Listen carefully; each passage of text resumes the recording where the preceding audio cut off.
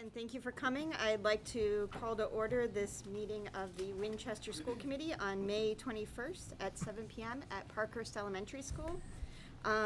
We will have time this evening for some public comment and a student report, followed by some reports and discussion items on the reading presentations, some school improvement plans, our school committee meeting calendar for the next year.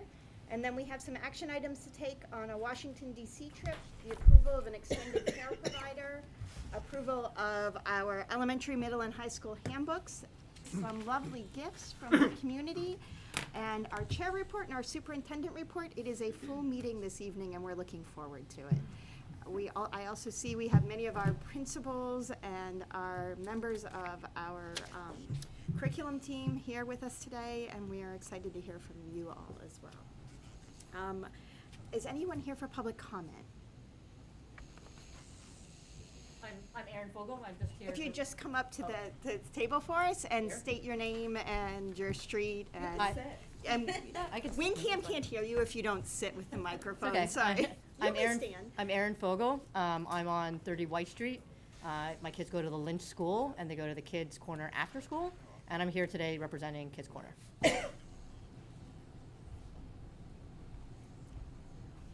Hi, I'm Mary Ellen Cortizas. I live at 4 Norfolk Road. My kids went to Lynch a long time ago, and I have one child in high school. But I am also representing Kids Corner today. I'm on the board.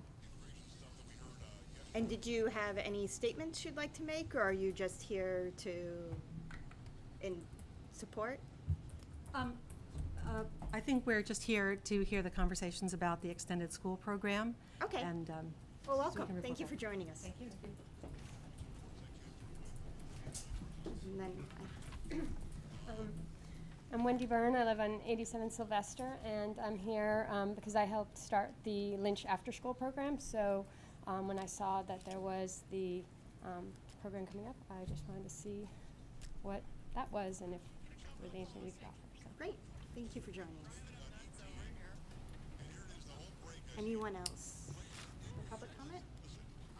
Okay, great. Then next we'd like to welcome up our students for the student report. Nate and Evan. And Nate, before you begin,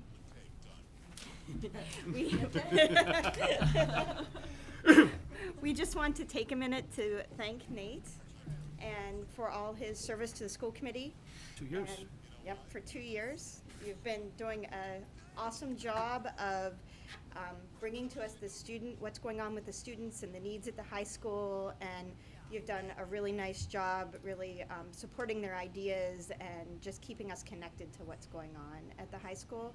And we congratulate you on graduation and being a National Merit Scholar, and hope that you have great things ahead of you. Thank you very much. It's been quite the opportunity to be able to sit here these past 2 years, and a learning opportunity for me as well. The amount of knowledge that I've gained just from these meetings has been a really powerful experience, so thank you. Thank you.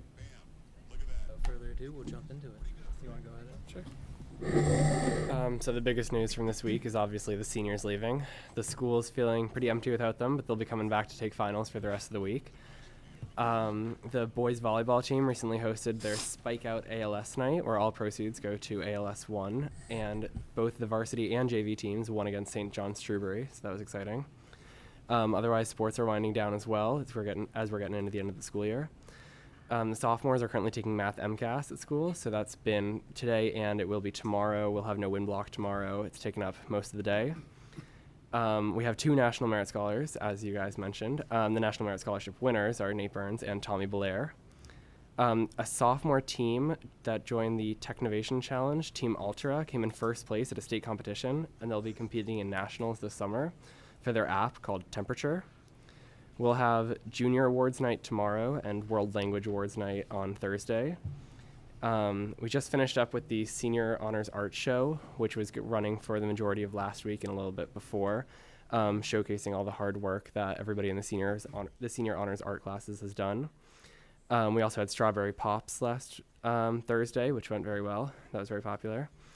This Friday, we'll have Living History Day, where we have people who've lived through historical events come and talk about their experiences to a lot of the history students for most of the day. And the honors sophomore English classes will be going on a field trip to the Newport Mansions that day as well to check out the architecture and the spirit of the Great Gatsby. We have the town road race, the Whiffy Town Road Race, on June 1st. So that's coming up. And there will be Future Freshman Night for everybody coming into the high school next year on June 3rd. And the last bit of news we have is that we're running elections for student council and class officers soon.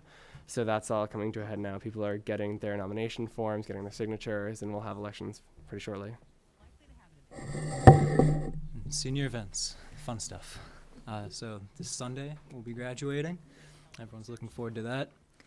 And Wednesday is the prom. We have a week full of senior activities, class bonding, really something to come closer together as a community. And before Mr. Mahoney gets up here, I think he might mention the Youth Behavior Risk Survey. Student Council participated in the community underage drinking community chat a couple weeks ago that was hosted by the Winchester Coalition for a Safer Community. And we had the opportunity to talk a little bit about the Youth Behavior Risk Survey. And it opened up a line of dialogue with Jason Levine, who we'll actually be meeting with next week at a student council meeting to further our discussion about the Youth Behavior Risk Survey specifically and any other topics we get into there. Can I ask you a quick question about Sure. that? Was there any particular topic that came out of the Youth Risk Behavior Survey that you were particularly interested in talking to Jason Yeah, Levine about? there's been a lot of student concern with the accuracy of the results and the amount of seriousness that actually surrounds the survey. That varies from the what that stems from varies. We talked a lot about the length of the survey and also the questions and how you can go from questions that don't necessarily have a bearing on what a student would consider a serious topic to taking a 180-degree turn and all of a sudden asking about really serious topics such as drug use and other dangerous matters. So we'll definitely get back to you. I'll have Evan come back and report the results of that conversation. We'll look forward to hearing from you. I have a question. Can you tell us more about any reception to the website that you guys built? You Sure. gave us an update that had just gone live last time you were here, right? So it went live last time I was here. This was the first time I reported to you guys.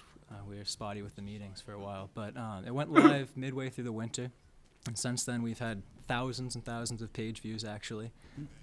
So that's hundreds of unique visitors, and they go through and they see everything that Student Council's doing currently, what we have done, and also it's you can tell it's being used as a resource for students because the page with members and the class Student Council representatives has been looked at a lot, so students can go there as a resource to see who their representatives are, who they can voice their concerns to. Great. Thank you. Very much. Thank you. That's it. And you guys are welcome to stay. Or? I'll scoot over. Thank you, guys. Good luck to you both. Good luck, Nate. Thank you.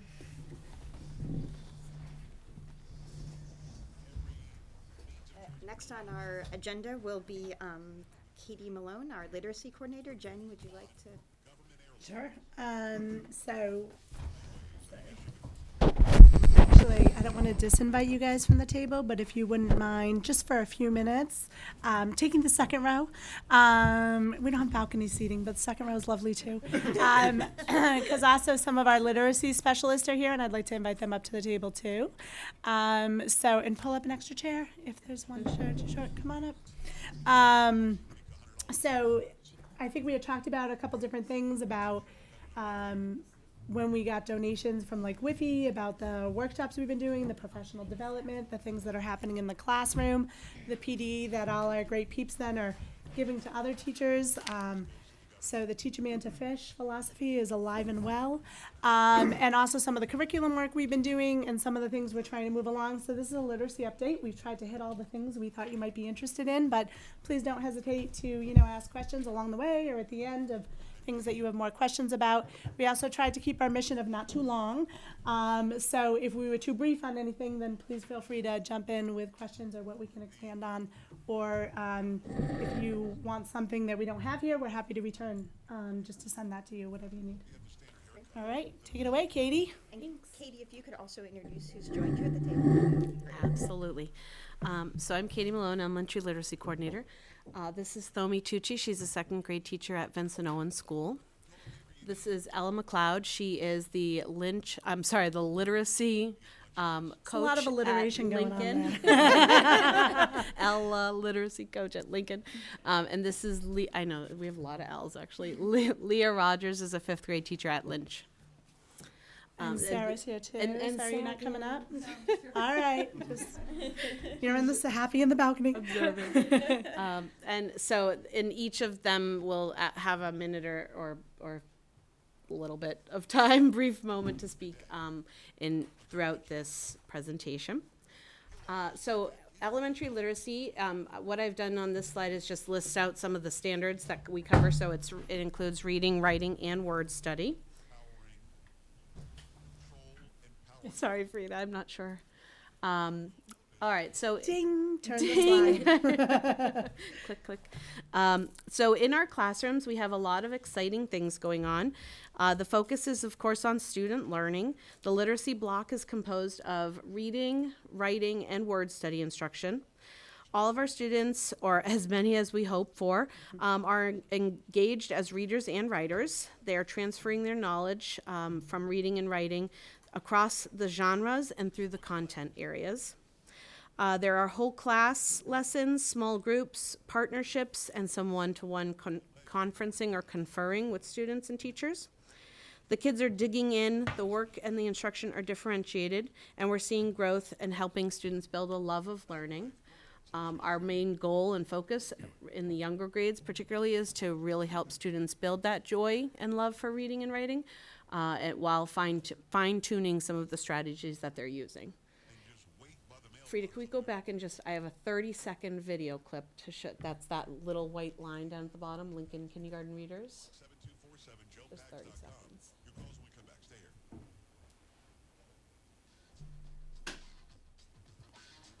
I hope the sound is on. Oh, there's no sound. Not so much.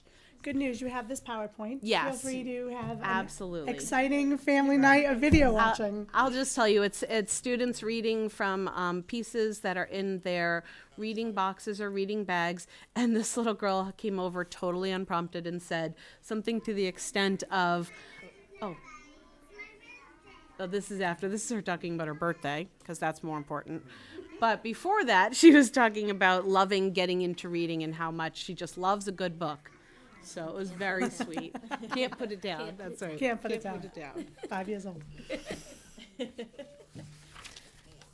We can go to the next one, Frida. Thank you.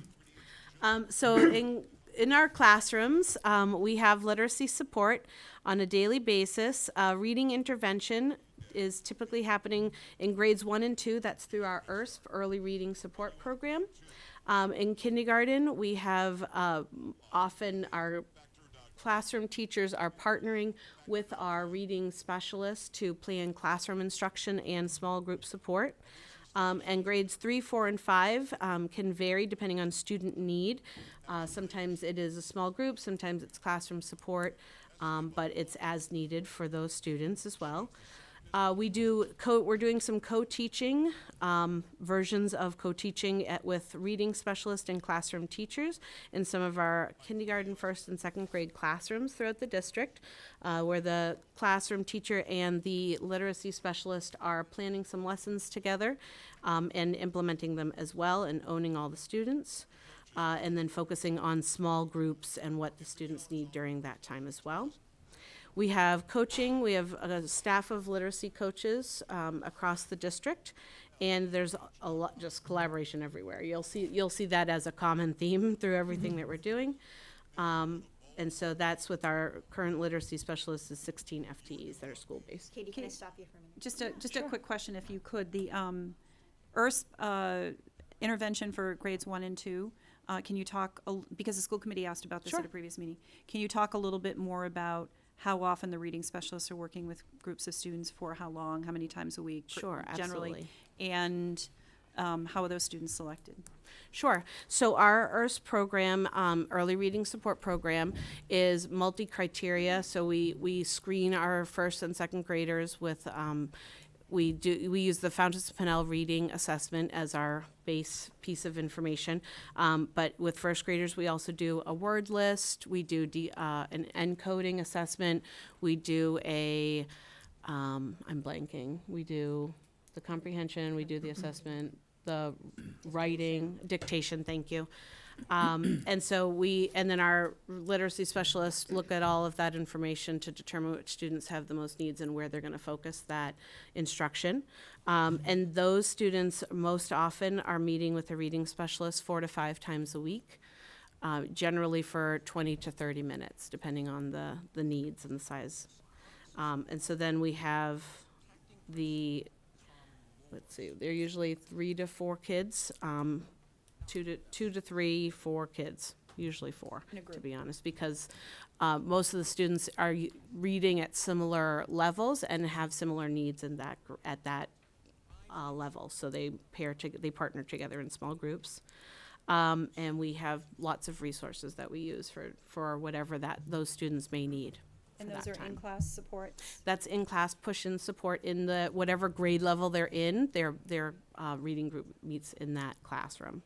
And could I just jump in on that piece too? That's something, as those of you that have been sitting around the table for a while know, that's where the research base is about the pushing, either co-teaching or pushing in of services, so students don't feel the stigma, they don't miss what's happening in the classroom, they don't need to catch up. So the reading department has been working hard to really be doing that with their practices. It can't be co-teaching all the time, because obviously there's not enough, but at least trying to really focus on the push-in services and the support in the classroom, so it's all connected for the student and their day isn't disjointed.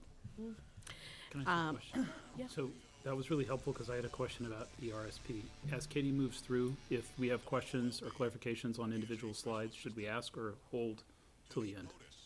I think it's good to ask. Ask I think we should right. stop as Ask we go them, yeah. along. Okay, thank you. They work with little ones, they're used to being interrupted all day. Beg Jump your in. pardon. Politely. Katie, is every student screened? In first grade, so yes and no. So at the end of kindergarten, all students are being screened with the Fountas Pinnell assessment. And so if they are if they're at the Fountas Pinnell's benchmark level, then we don't screen them further in first grade because they've met that initial criteria. Unless the teacher sees a concern. There's always qualitative data. So we're always asking our teachers, like, what else are you seeing with your students? What else have you noticed? Because there's, of course, a potential that, over the summer, maybe they didn't read it all, but it's highly unlikely. So we always are looking at what else could they need and how else can we support the kids. And so then in the beginning of first grade, any student who didn't meet the benchmark at the end of kindergarten or their teacher has identified as possibly needing additional support, they screen them for the additional criteria. And then that happens again also in January, and at the end of the year, we do multiple assessment collections. And I assume that's flexible groupings, then kids might move Absolutely. So although those more formal assessments are done in the beginning, middle, and end, there's informal assessments being done regularly. The reading specialists are doing running records and comprehension assessments with students to see where they're at, moving them in and out of what would be the best group for them, or discontinuing them or adding new students if other students have come up.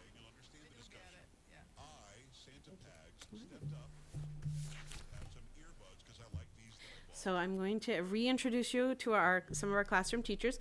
Mrs. Tucci is going to tell you a little bit about what literacy looks like in the second grade classroom. Sure.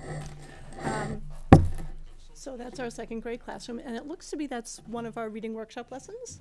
So if you happen to pop in during reading workshop someday, what you would see is myself or maybe the reading specialist. We have Kathy Forelli this year working with me, which has been fantastic, doing one of our mini lessons. So our mini lesson really focuses on a reading strategy that that is important to the kids to obviously learn how to read.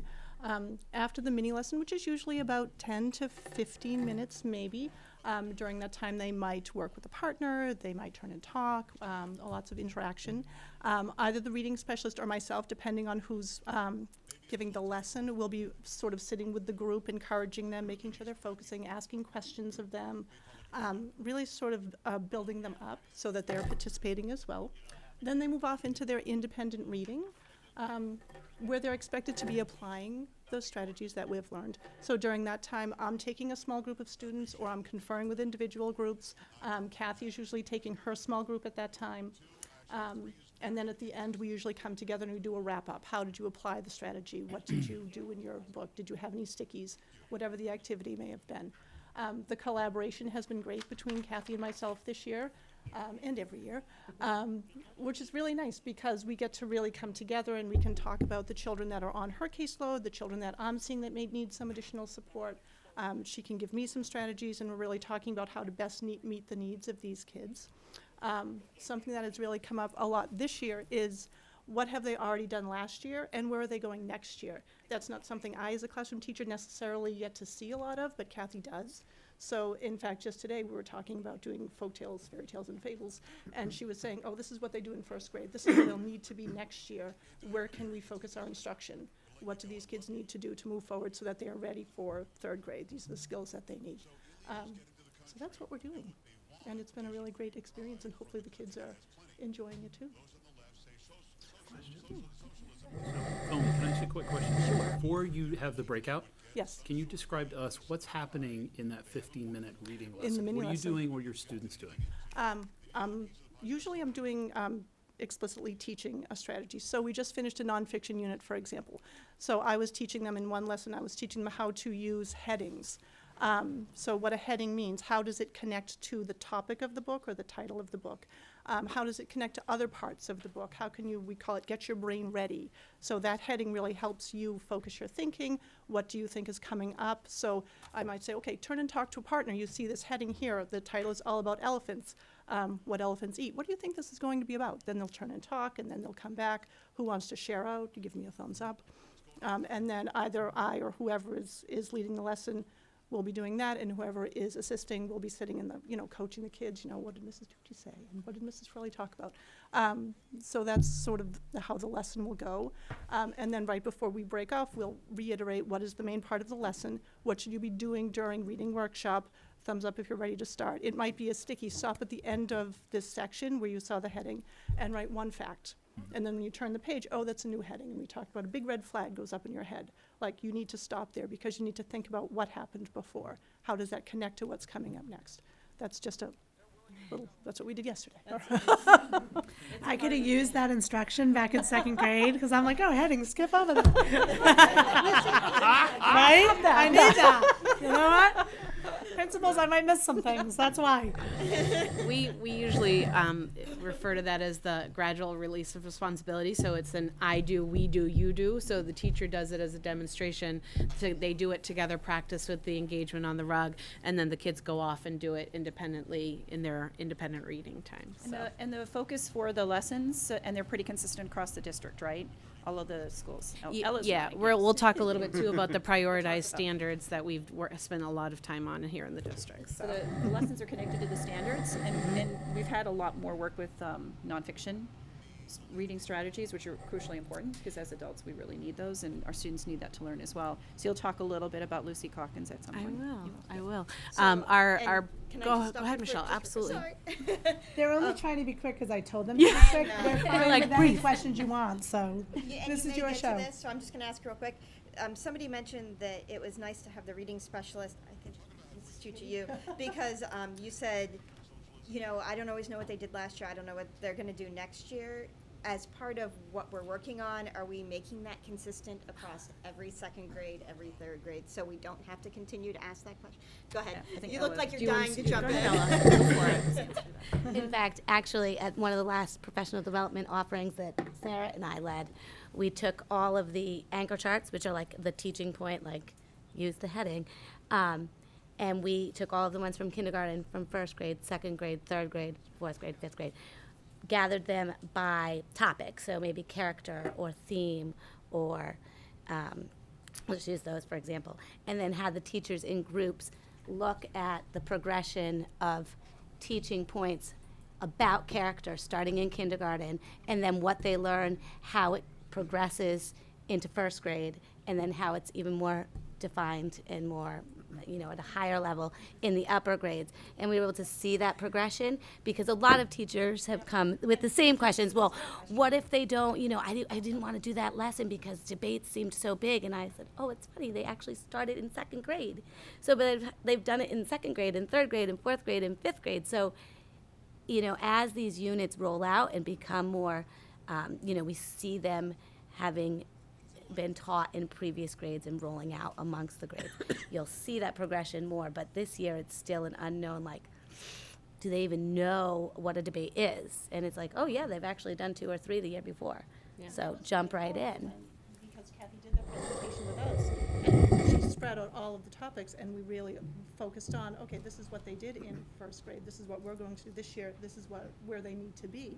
So that was actually a really very, very helpful and powerful activity for us all to go through. I think in years past too, there could be missing gaps or elements that teachers all taught over and over and over again. So students, I know how to make a movie in my head, but now it's a different way to do it because it's evolving and developed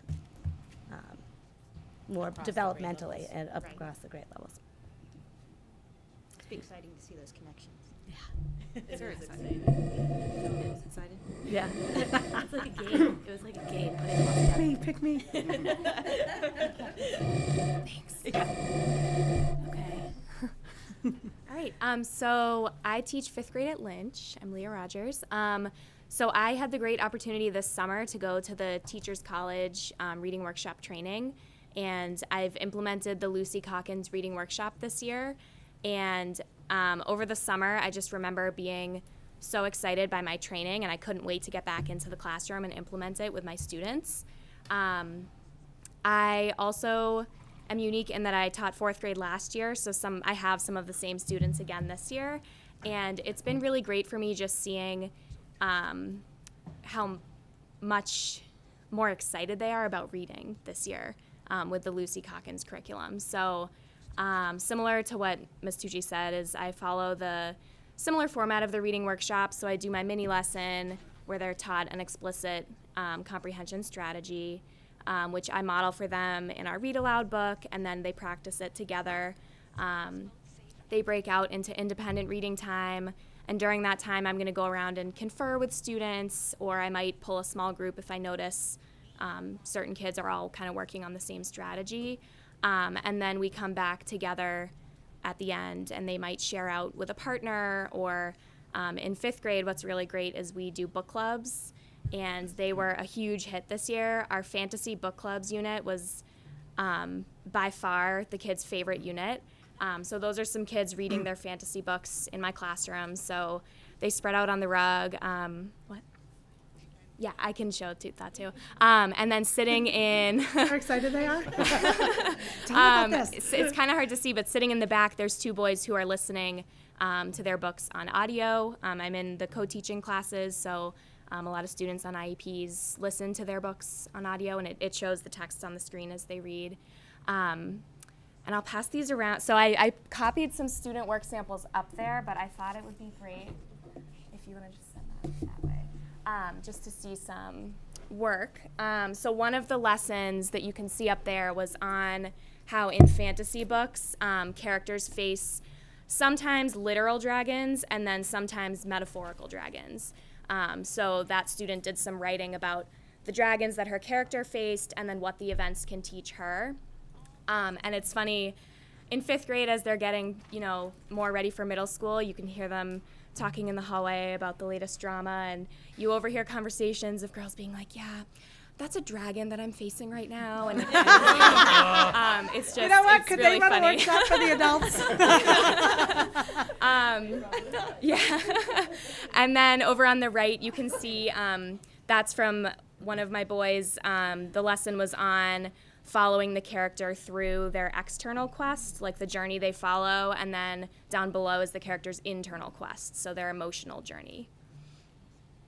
And I think there's another slide. What a great way to embed the social. I just Yeah, Exactly. it's really awesome, and it's great Right, I that said the they've same thing to Judy. internalized so much of it.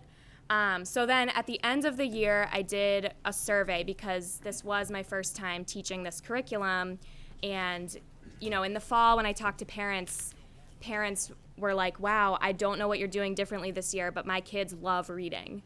So that was really nice to hear, but I wanted to hear from the kids. So I just put a couple questions. So they were rating these statements. So I like reading independently at school. You can see 75% of them either said very much or mostly. And then my favorite unit so far this year was overwhelmingly the Fantasy Book Clubs unit. And then one of the questions asked them to finish the sentence, reading is. So there's some comments from students up there. I really liked the one that said, reading is my Zen zone. Yeah. Can I ask, did you get that parent feedback at fall conferences or spring or both? Both, honestly. So it was that quick? You Yeah, got it was right in the fall. And Wow. like I said earlier, I have some of the same students again this year. Oh, right. And so coming in for fall conferences, I knew the parents very well. And they were like, I don't know what you're doing differently, but my kid loves reading, so keep it up. This is a marked improvement. Yeah. What's the difference you found between the Lucy Calkins and the way you were teaching reading before? I think the Lucy Calkins really teaches like up. Like it talks to the language that it uses is really sophisticated. And I remember at first being a little bit nervous about the level of sophistication in the program. But it's really been amazing. And we actually did, so book clubs, the share piece of that is like a book club discussion group. So they meet with their club and they all have their notebooks out and they have like a 5-minute discussion with each other. And we did a fishbowl with that in the beginning of the year. So one club was having their meeting and then another club was around them taking notes on like how they were discussing. And I said, okay, I'm going to give you 5 minutes to talk. And then before the 5-minute timer went up, they all kind of fell silent. And that was in the beginning of the year. And then by the end of the year, the 5-minute timer went off and they were like, no, we want to keep talking. So it's just been, I think, it's really raised the level of the instruction and it's made them feel more independent and excited. When we're thinking about what readers really do, it's book clubs. I mean, I don't know how often you stop at the end of every chapter and summarize, but probably not as often as you talk about the book and discuss it deeply with other people who have read it and have been invested in that. And a lot of that also goes around with choice. The students have a lot of choice in this program. It's really encouraged, and in all of the work that we're doing with reading, the research around it actually supports this, that students need choice in what they're reading. And so we've really been trying to help students understand what they might want to read and how they would get at that. And so everybody's reading something different, and then they choose what book club they're going to be part of, so that they're with like other kids who wanted to read that book as well. So they're very invested in what they're doing. Yeah. Another thing that I'll say is, so since just the timing of this first year, we have this kind of time period at the end of the year that's not quite long enough to do another full unit. So I'm allowing them to do book clubs, but with like a chosen independent reading book. And so many of them asked if they could read the second book in their fantasy series, because they were like, can we just like rehab our Harry Potter group again? Because we all want to read the second one. So it's been really nice to see how invested in it they've been this year. And if I could just jump in, and I think what we're allowing the kids to do more of is to read. And it's not so much of the instruction, so it's just so powerful and they're loving it.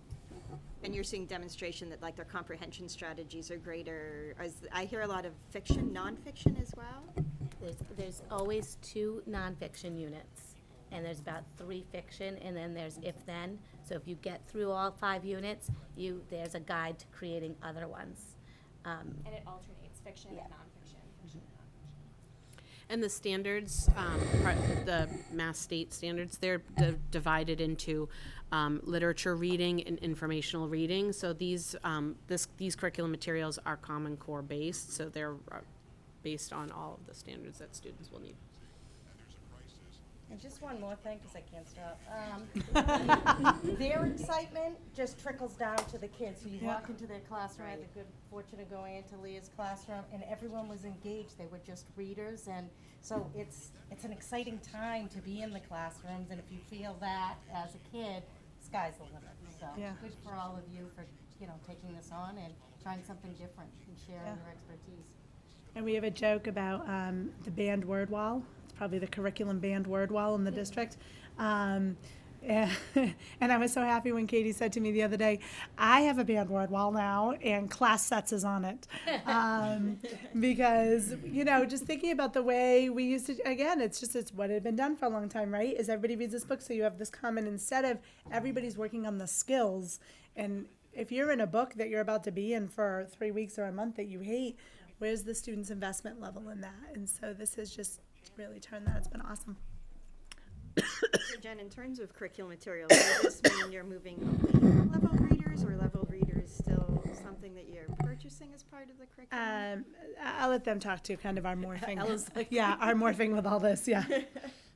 No, I think that the most important things is for students to be reading books that are of their choice, many, many of them, but they need to be in their just right zone. So too easy, they're not going to be stretching themselves. Too hard, it's just too hard. So still trying to find those levels and really knowing and understanding what is involved in books at that level, so that as teachers you can teach into it to move them up through the levels.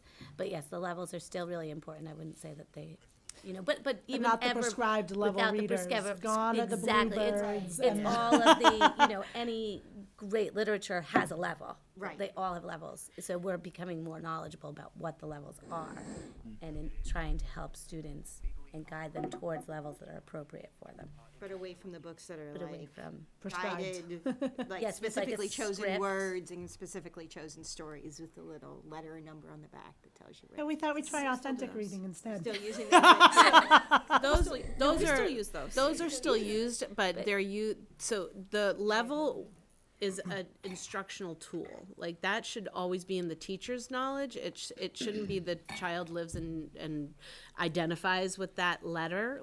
So we really work to, so if you were to look in a kid's reading box, you might see a book that has a letter on it, but there you might see other books with different letters on it, because we're working with them to understand what they are doing as readers, and so that they can work through a text and might self-identify, like, oh, this one is a little too tricky for me, or this one is too easy for me. And then what's happening is during small group time with some of those like leveled readers, if a teacher selects a text and brings it to a group, it's because there's a specific strategy that we've noticed that those kids might need to work on. And that text would lend itself to that instructional piece. And then what you'll mostly see is a lot of like small group with kids bringing, so strategy groups happens when kids bring a text that they're reading, and they're taught a strategy that they can apply to that type of text. And then there's a lot, like the classroom teachers are doing a lot of conferring. So going to the student and working with them on what they're reading and what they can do next as a reader. So, because there's tons of things that they could learn, but we're looking at what they're already doing and building on that next. Well, and also as a district, we're transitioning, right? So Teachers College is without a doubt one of the best, research-based. It's outstanding. It's extremely expensive. And if it weren't for WIFI, frankly, we wouldn't even be where we are with it. Many of the teachers say that week-long is the best PD they've ever had. Link to them saying to their testaments. But it's extremely And that's how expensive. much per teacher? Well, we spent $25,000 last year. A little more because we had to buy materials too. the materials So, are more, yeah. much more. And that's for 50 teachers. 50 teachers. Sending them to New York costs a lot more, obviously, per person. So that's why we've been very fortunate that WIFI will fund these homegrown institutes, so we can have 50 staff trained. So we had 50 staff trained last year, 50 more this summer, and we still have a waiting list. So.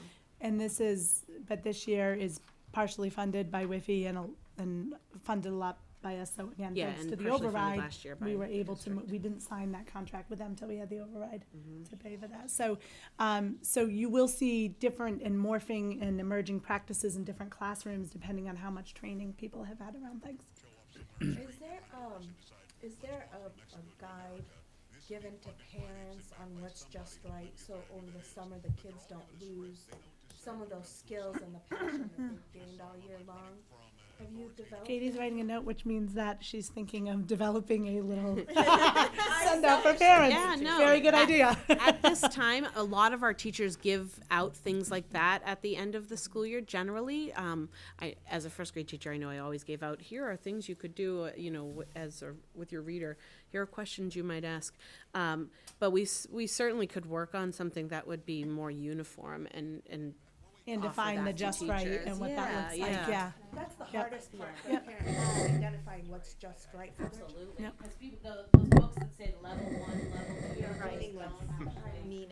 line up with anything. There's also a great app, Scholastic Book Wizard, where it lets you can search by title or you can scan the barcode on books, and it gives you usually like the Fountas and Pinnell benchmark level if you happen to contact your child's teacher and know that, or it gives you like a grade level estimate. Yeah. So that I use that to level my own classroom library, but it would be helpful as a parent too.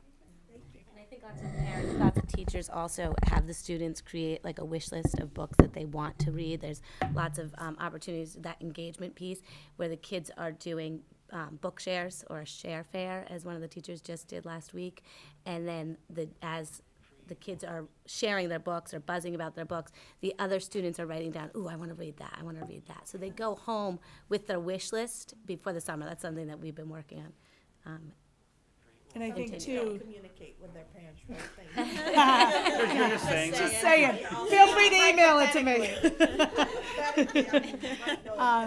But I also just want to do a plug for, it's really important that we're not always focused on the just right, because, I myself read things way below my reading level for pure joy and pleasure sometimes. I like to read young adolescent literature, and I just got a great elementary recommendation the other day, I can't wait. So and reach books are important too if that's where their passion is. So although we talk about that a lot, I just want to be sure not that we don't overemphasize, because the biggest thing is not to make kids feel barriers. Again, that whole love of reading is what encourages it the most.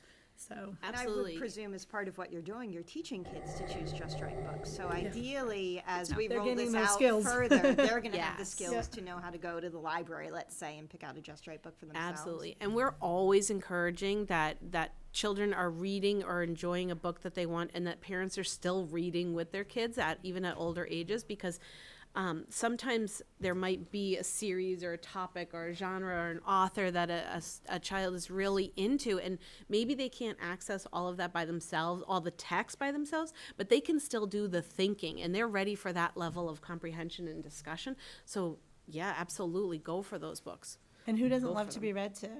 I mean, when my 19-year-old is still sick, he's like, could you read me the Hardy Boys? Do we have another slide? All right, so we'll talk a little bit now just about the latest and the greatest in curriculum instruction, which we've in some ways talked a lot about as we've been talking about what's happening in the classrooms, obviously.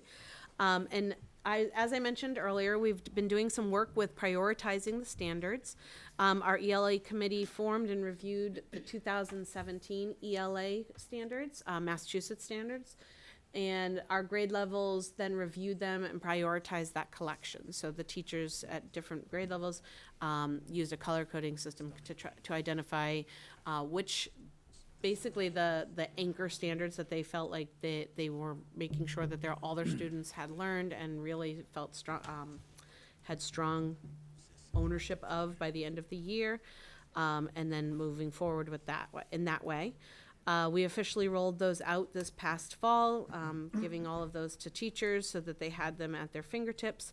As you can see and as you've heard, the people who are using the Calkins curriculum materials, those are embedded. Those are already part of that program.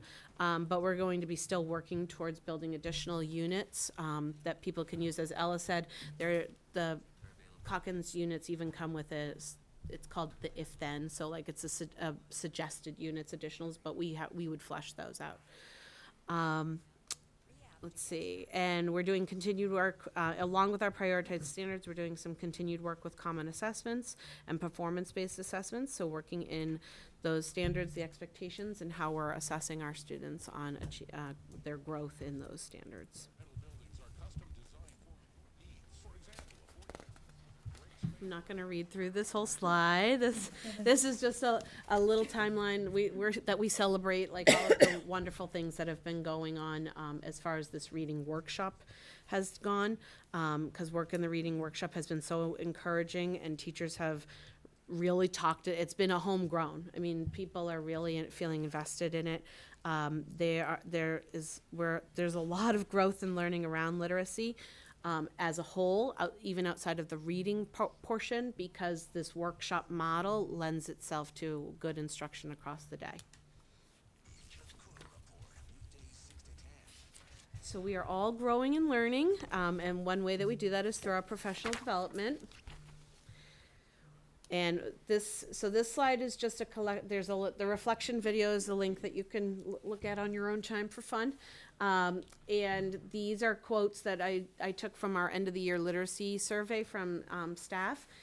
There's no names attached because it was an anonymous survey, but they identified as what their role was. So these are just different quotes that people have shared with us, just celebrating and really expressing their love of the reading instructional approach. And so another key component of our professional development has been literacy coaches. So Ella's going to speak a little bit to that work that the coach crew has been doing. So I think one of the unique perspectives that we do have as a coach, and this was spoken of earlier, is that we do have the ability to see the broader big picture, but we're also in our own schools, so we also have a focused domain to work with. So we're building community and we're building relationships, and so we can continue to foster this love and this excitement. And obviously I could speak forever about the new programs that we're coming out with, and the phonics is another new love of Just mine. wait till next year to hear about that. But wait till you hear me go on and on about that. But I won't. But you can see that there's a lot that we're doing with the reading and the phonics. But I think literacy, we forget, encompasses so much more than that. And so the job of a coach isn't just going into classrooms and working with teachers, classroom teachers, on the reading workshop or the phonics workshop. We have had the opportunity to work outside of the classroom teachers. I've worked with the art teacher, and I've done a novel engineering program with her last year where we connected literacy and engineering. And I've had the opportunity, and all of us have had opportunities to work with the librarians and do whole school initiatives and with parents, which has been really great. I host a coffee once a month, so it gives the opportunity for the parents to understand what's going on with literacy and to see our excitement and to know what's going on and to ask questions, and for us to be able to provide them with answers to how they can support or literature on best practices and what's the most recent research. We do a lot of outreach other than just classroom teachers. We kind of collaborate with a big group of people, and literacy encompasses all curriculum areas. So we're not just working during literacy, during reading and writing. We also have opportunities to go in and model lessons for poetry and work on social emotional learning and connecting that to literature and doing performance-based assessments. And I think all of us are on like the science curriculum committee because, of course, you have to read, and we want to connect the different areas of the curriculum to the readers' workshop so that you're not just reading science things in science. You can overlap and layer the different curriculum throughout the day and make it more authentic. But we're also here to help build that engagement and that excitement. So I think we do a lot of work, whole school initiatives. So right now my school is doing a book madness, and we're battling 16 books like you do with basketball. And we just narrowed it down to the Elite 8. That's coming out tomorrow. And then next year, and there's been lots of different engagement, like lots of the schools do literacy nights. So there's all that excitement that we're building amongst the school because, of course, our end goal is to have lifelong learners and children and future adults that love to read and find enjoyment in it. But I think the greatest thing that we're able to do is all the collaboration. And I think, I've been here this is my 19th year. And this is the most, I felt most strongly tied to the other schools over the past 3 years than I have in any of my years teaching. As much as I clearly like people and like to talk, and there are plenty of teachers that I'm close with outside of Lincoln. You know, this is, we always said, oh, we'll do this together, we'll do that. And it's hard to coordinate it because you have so much going on as a classroom teacher. But as literacy coaches, I can reach out to Sarah and say, you know, my teacher's interested in observing in your school. And we've been able to do things like that. So we've had teachers go from school to observe or plan together, or we are able to put on professional development opportunities where teachers from all 5 schools can get together and talk about what's going on and get ideas from one another and work to grow ideas. And we've had some cross-town buddy relationships where different classrooms have been able to partner up with classrooms in other schools. And, you know, building those relationships has been really, I think, one of the most exciting parts of the last 3 years. And there's really great things going on. You can see our excitement, but I think there's plenty more to come.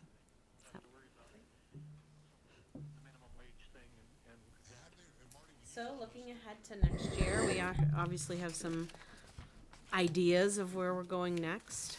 So I'm going to jump off a little bit about something we've been thinking about and working on as a district. And much like the co-teaching, it got to the reading piece. And so now we're trying to roll this to that as well, is really thinking about the latest research and what it tells us about being agile. I think that's the buzzword now, about being agile learners and adjusting constantly based on the needs of our system and our cherubs in front of us. And so I used to, I couldn't believe it when I first started teaching. There were teachers literally in their summer copying all their stuff for the year, and they were like, great, all my stuff is done. I'm like, how can this be? You haven't even met them.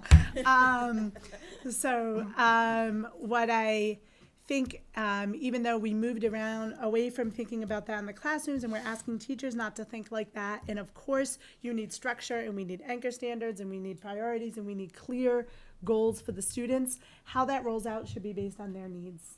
And so we realized in a lot of ways we weren't always modeling that as a district. We would be asking teachers to do that. And one of the things that we've adjusted, so a few years ago we adjusted with the EL department that the department members follow the needs of the students, and every year that's different. Often it's very steady, but sometimes there are shifts and changes based on the needs of the students. And so this year will be the first year that we're doing that with the reading teachers. So many people will stay where they are, but we had a couple of people retire, so we've had to make some adjustments. And we, like Katie said, we have this constant data that we're gathering.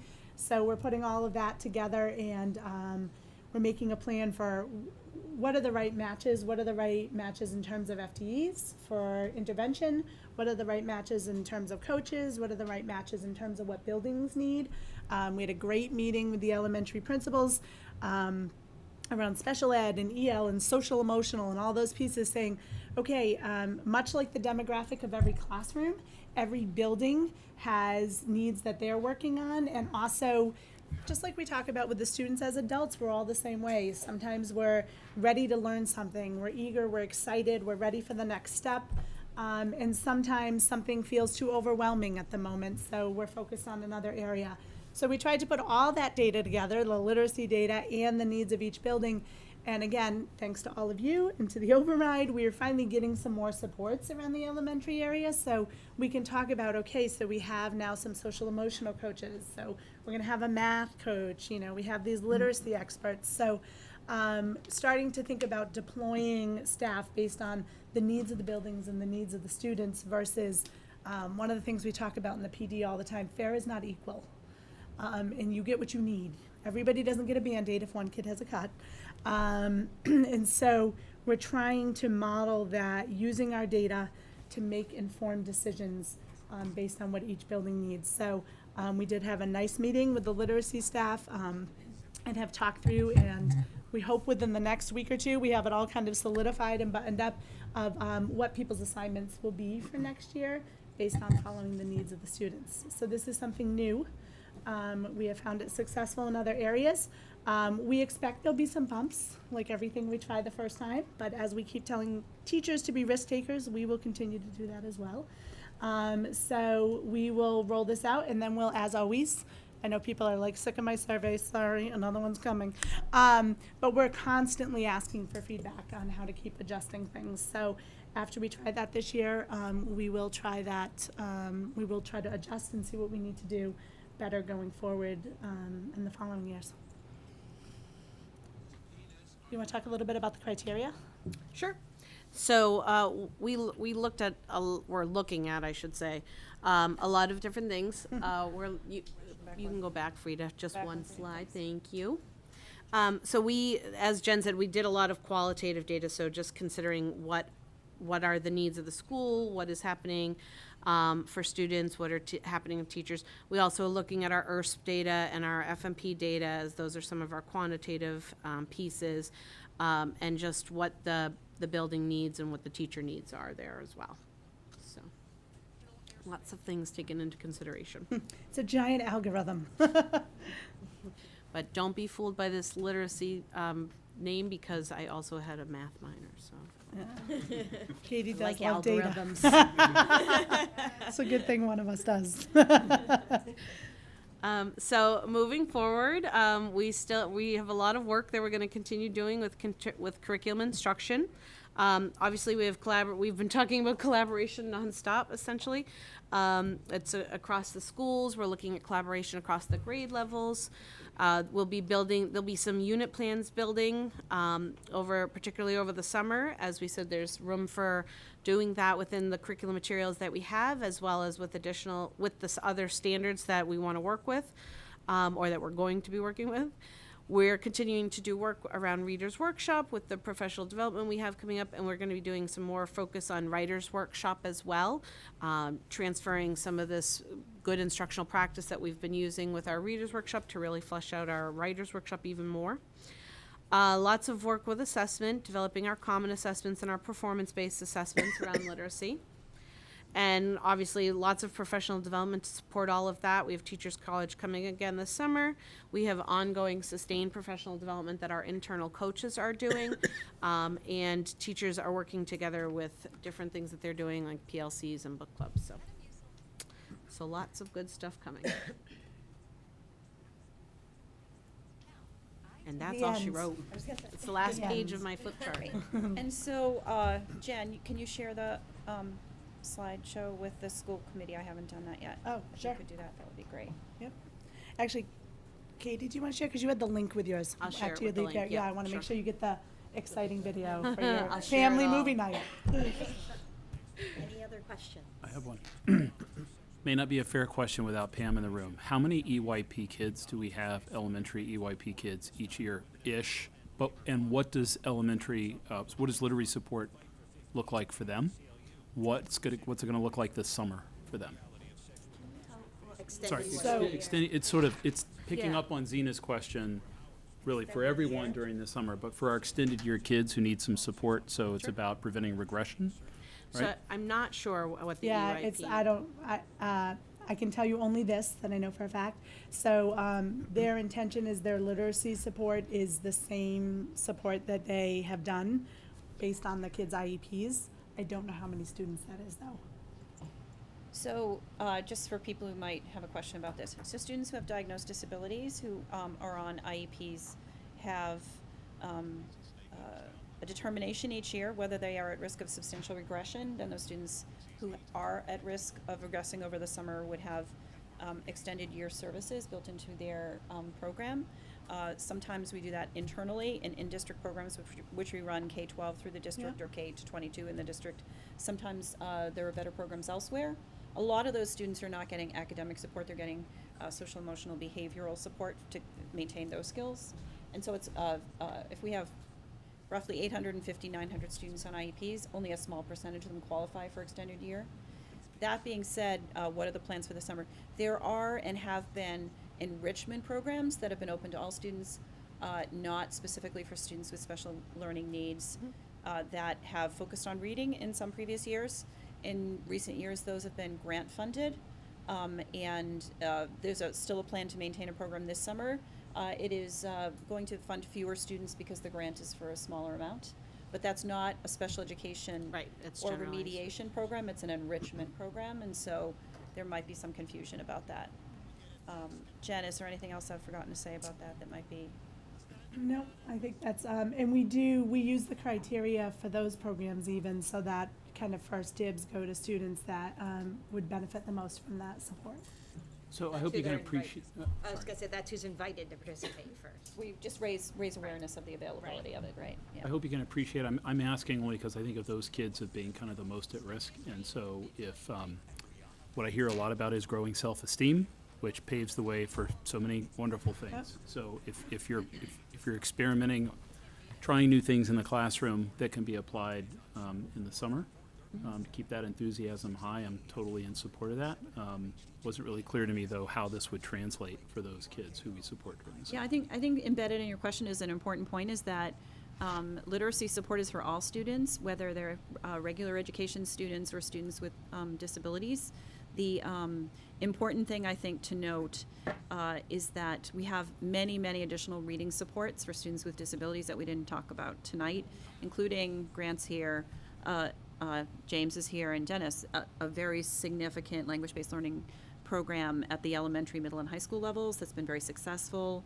But there are many students with disabilities who have no reading issues whatsoever, and there are some for whom reading is a primary disability. And so that's not necessarily the responsibility of the people sitting here, but when we talk about co-teaching, when we talk about literacy embedded as a key learning skill through all the content areas, I think that is really important. One thing that we didn't talk much about tonight is technology. And somebody mentioned kids listening to books on tape.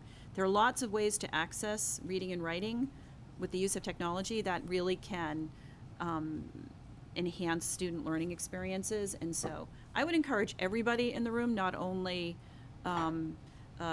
parents of young children, to take advantage of all the technology that's available. I'll give you two examples from my own life, which is I am an avid reader myself, but I have no time to read now because I work and have a long commute.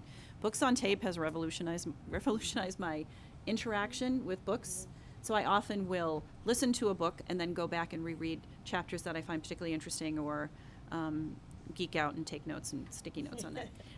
But also in my own home, what I have noticed that every time I turn on the television, which is not that often, closed captioning is on my television. And my teenager and young adult children prefer to watch nearly all shows with closed captioning because they enjoy reading it, and if they didn't catch something that a character said, reading and listening to it. And that is an option that is available to parents at home as their children are interacting with devices. Don't forget to use all of the aspects of interactive technology, including, if you download books for kids on Kindle where they can tap it and find the definition of a word they don't know. All of that is not cheating, it's just a way to enhance the literacy experience. Similarly, voice to text in writing is a huge advantage for children, and again, not a way to cheat, but I just wanted to be sure that as part of literacy, that it's not just about paper and pencil, and it's not just about books, but it's about lifelong interaction with text or visuals. And as technology is exploding, I think that's a great way to make sure that you can encourage kids to take advantage of it. So I just wanted to share that because we're not just using the very traditional methods. We're trying to get kids in every aspect of the way they learn. So. And also, Chris, I just wanted to add too, a lot of the special ed teachers have been through the PD, and almost our whole summer program is staffed by our own people. So the good news is this will carry over in that way too. So. Great. And Jen, I wanted to clarify as well, the Lucy Calkins program, the skills that they're teaching in reading are applicable to all readers. That's what we heard about from the Just Right level, is that just because you're teaching a strategy doesn't mean you're teaching it to a specific reading level or a specific text. Specific text. Right. And I think that's one of the great access points that it provides for teachers. Absolutely. And that ties into what Judy says too, because for many years, right, people thought reading was decoding text, right? And when you think about all the skills they're teaching, when you're thinking about inferencing and you're thinking about character development and you're thinking about theme and all these, you can get that all from listening. None of those do you have to actually decode the text to be able to work on those skills. So reading is a lot of we always say people think reading is very simple. It's a very complicated process that some people pick up quickly and some don't. And so using all of those tools and approaches so they gain the skills is really what our hope is as we go forward. So. And when you're in the elementary classrooms, you would see students reading independently to themselves. You'll see teachers doing a shared reading, which means all students have access to the text while the teacher does the actual like reading of it. You'll see interactive reading where the teacher is reading the text to the students and they're all participating in the comprehension and experience of the shared story. You'll see small group reading where the teacher, they may have the common text or different text, and the teacher is teaching into what that student specifically needs. So Students reading to each other, kids Yeah. popping on their headphones, IEP or not. I Yep. need to listen to this. So yeah. So you definitely see it in all forms. It's really exciting. Thank you so much for coming tonight. It was Thank you. Thank you for your passion.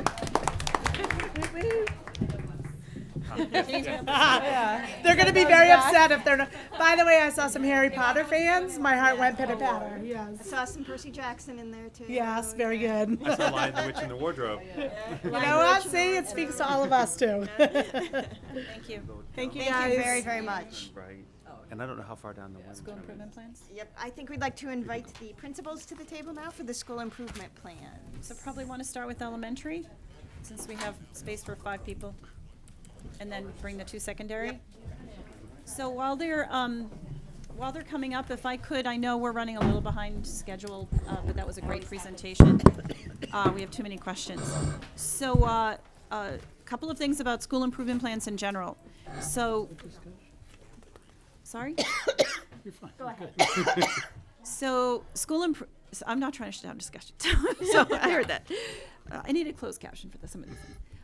So school improvement plans are developed under guidelines by the Department of Elementary Secondary Education by school councils. School councils consist of, at each school, elected or volunteer or drafted members of teachers, parents, a community member, and the principal.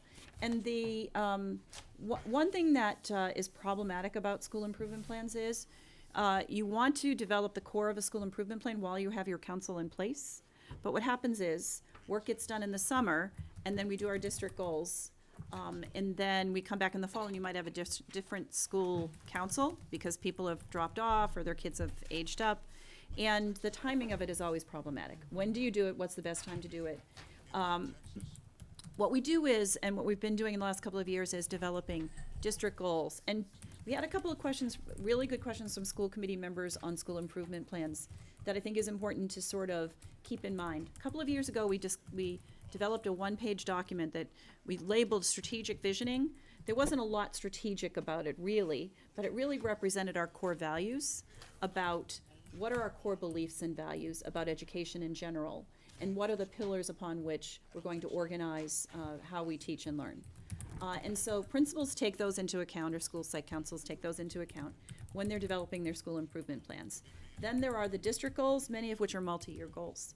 And they're asked to take into consideration the district goals when they're looking at their next year's school improvement plan. Teachers likewise look at the school and district goals when they're developing their own goals. They align their own professional learning goal and student learning goal to either a district or a school goal as well. And so there's sort of a trickle-down effect that is intended to help improve our schools and our students' experiences and improve student learning.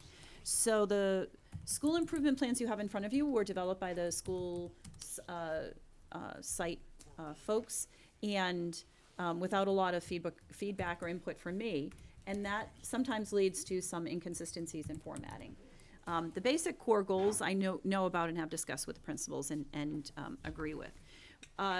We got feedback from some school committee members that some of these goals could be made more measurable, and I think that's fairly easily done. So what I would ask the discussion tonight to focus on just sort of reacting to the goals themselves, and we'll come back with a formatting adjustment that makes them more measurable, because I think if we're going to hold ourselves accountable, it's helpful to have the outcomes be a little more measurable and time measured.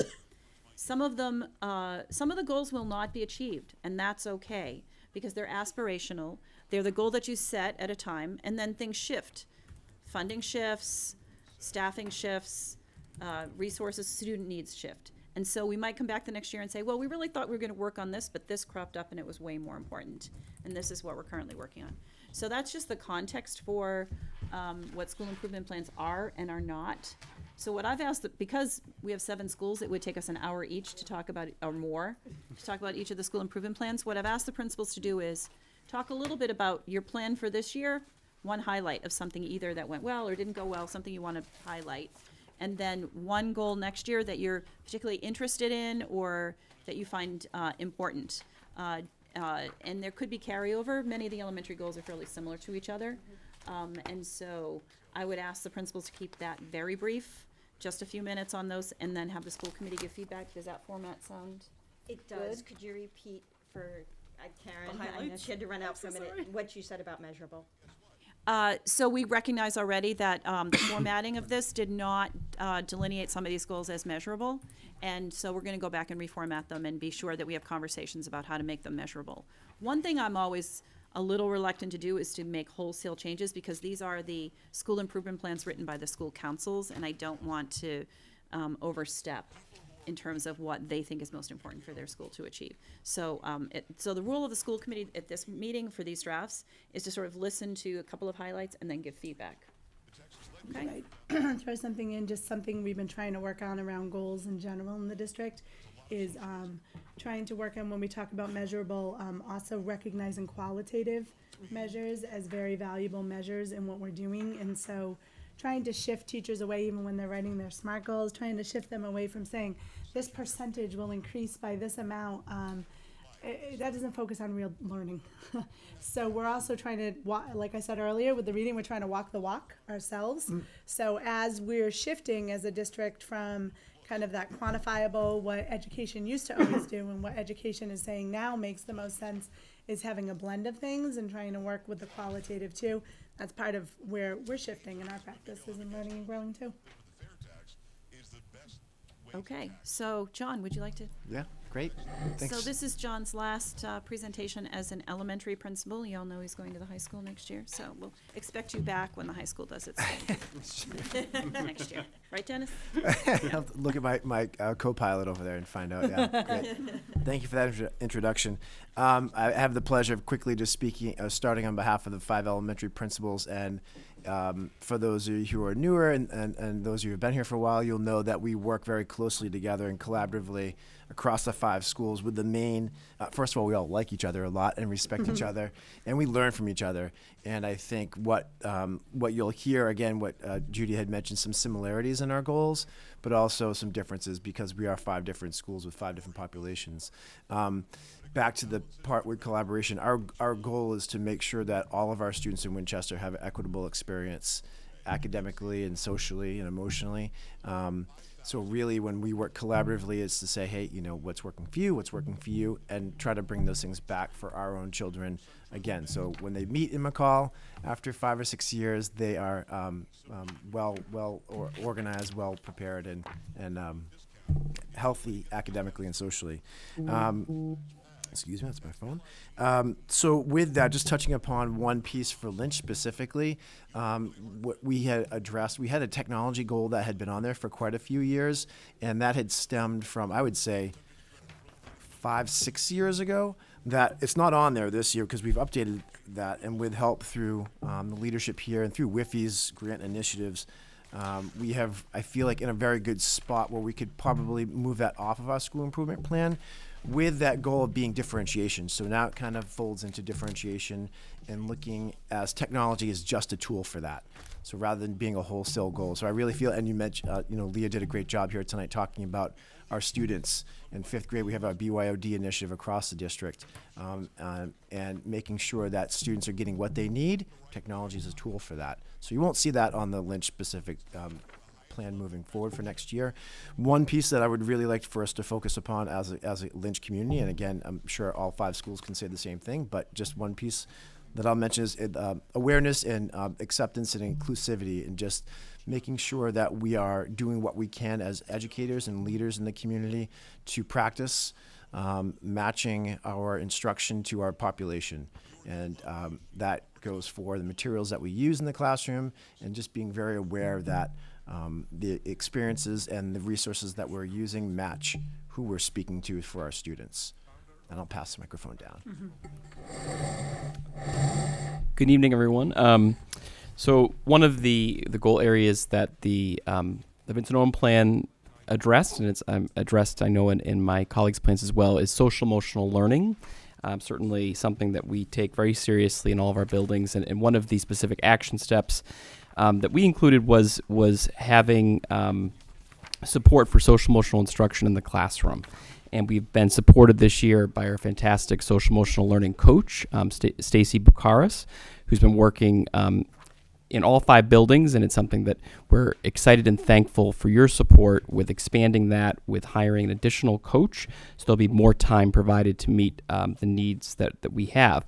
And specifically, Stacy's been supporting the continued implementation of the Ruler program, helping students to be able to identify and regulate their emotions, and then also has brought in some lessons that really have helped to support social learning. So some of the things that have been going on and that we look to expand in the coming year include lessons such as using your social filter, which is something she's introduced to our early elementary age students, helping them to reflect upon, are their thoughts kind, are they helpful? If so, they're okay to express.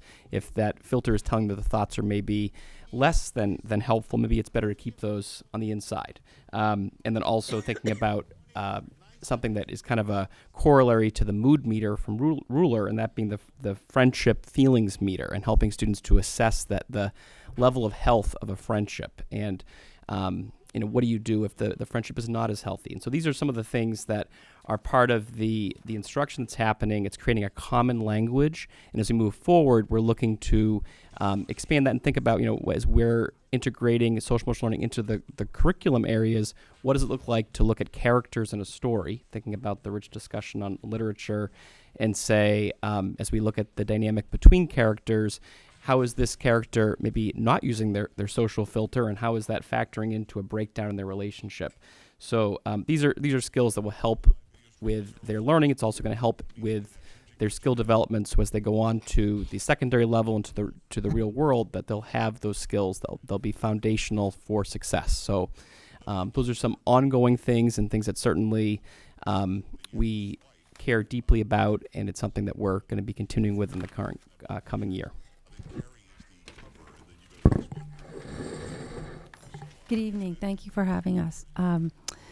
One of our goals and missions this past school year is to really work on making sure that many of our teachers were trained in the Lucy Calkins reading program, and also that Ella, who you met this evening, has been doing a wonderful job as our literacy coach, but she's been 50% doing direct instruction and 50% coaching. And so next year our intention is for her to be coaching full-time, so that we almost have, I think, 90% of our teachers already trained in Lucy Calkins, but we want to make sure that the rest of the teachers who haven't been trained are, and that everybody, even if they haven't been trained in Lucy Calkins, is using the Reader's Workshop model. Going back to what Jen mentioned in terms of qualitative data, I think it's really important to keep in mind when teachers are taking risks and trying new types of programs that we're not too bent on the quantitative data, because for the most part, many of our students do really well in their reading and writing, and it shows up in MCAS and other things. But helping kids love to read is a whole nother skill set. And I've been really pleased as I go around and observe in all classrooms, as well as the assistant principal, that we see kids doing a lot more reading. And I think that question was asked earlier, like, what's the real big difference in terms of other reading programs? To me, it's that kids are spending a lot more time actually authentically reading. And that's a shift, because teachers were spending more time actually doing the instruction instead of now doing mini lessons. So there's a lot more time for kids to read and to actually practice their skills. So it's the kids doing the work versus the teachers always trying to do too much of that. And I feel that shift's also happening in math, which I think is long overdue as well. So for teachers to not be on the stage as much is critical, I think, and that's where I see the huge shift in terms of the reading instruction. And I also see teachers more engaged in really knowing their kids as readers when they're doing a lot more authentic conferencing with them. So being in the classrooms and witnessing that, and also encouraging teachers to take those risks is really, really important. So we've worked really hard on that this year, and I'm really, really excited about the progress that the teachers as well as the kids are making. And we don't have the end results in terms of the quantitative data yet, but I'm very optimistic that our FMPs are going to show that.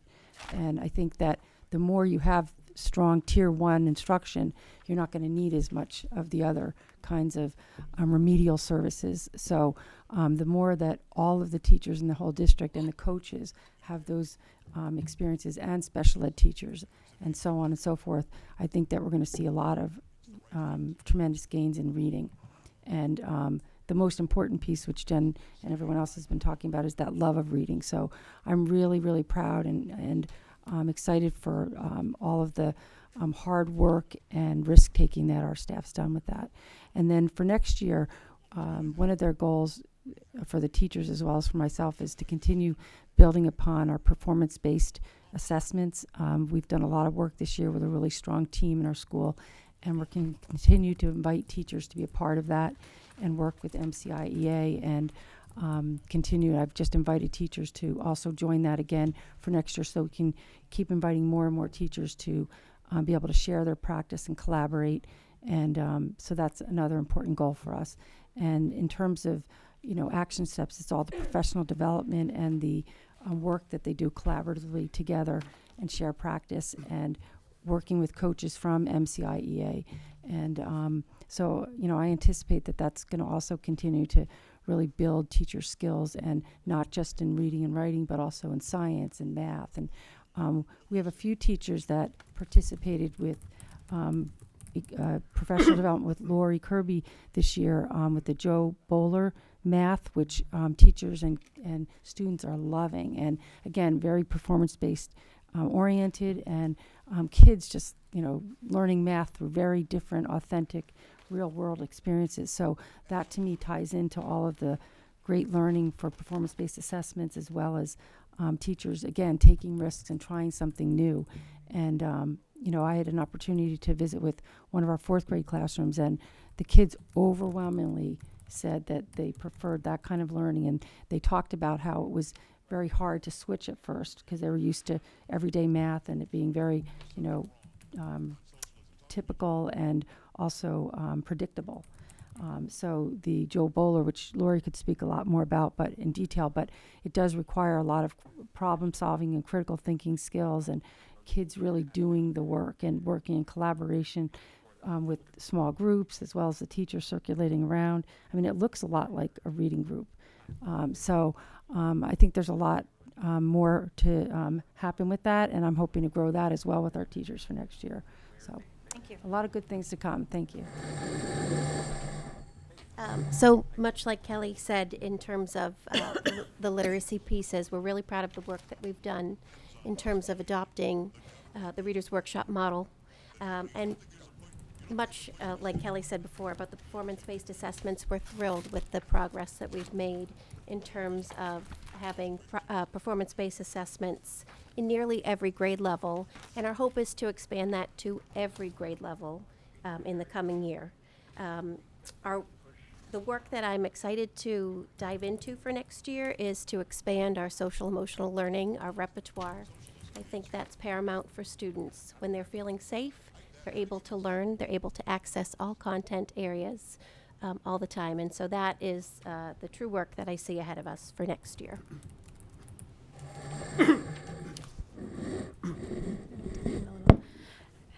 Good evening. Thank you for listening to all of our improvement plans tonight. And at Ambrose, I think we've been most excited about differentiation, and not to echo the sentiments of my colleagues, but to celebrate all the work we've done on looking at students and their successes and how students are taking risks and just embracing all of that and igniting a fire. And as a result, the teachers have also ignited their ability to really think about all the different students who are in front of us and the ways in which we can meet them. I'm very, very excited to say that 12 of the teachers have signed up for some MCIEA work over the summer. And I'm most excited next year about STEAM. We have, thanks to all of you, our coaches, Catherine Dwyer and Julie McElhaney, and our ITS, and just combining them and looking at computational thinking for kids, how we can have kids think about problems and ways to solve them and get excited about that and explain their thinking. Thank you.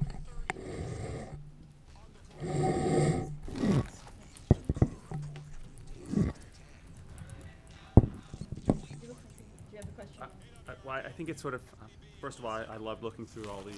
Thank you for, I know how much work it was to get these all together.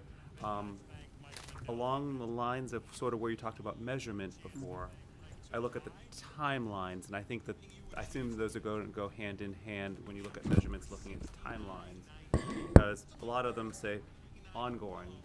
I think to myself, Yeah, sure. great, we're going to do it forever, and I assume that's not what you mean by the No, word correct, ongoing. right. So. And I think that's the part that Dr. Evans had mentioned that we can tighten up and be a bit more specific about. I think when you say ongoing, you might see in some others, you see the word continuous. Again, as Dr. Alanama said, we're always looking to make sure it's not quantitative necessarily, but we're growing, we're exploring, we're discussing, we're sharing. And a lot of that happens just authentically weekly when we meet with our grade level teams. And we use these goals as our guideline. And we're saying, okay, where are we right now? Where are we with inclusivity? Where are we with our STEAM initiative? Where are we? And so that's where those measurements can happen.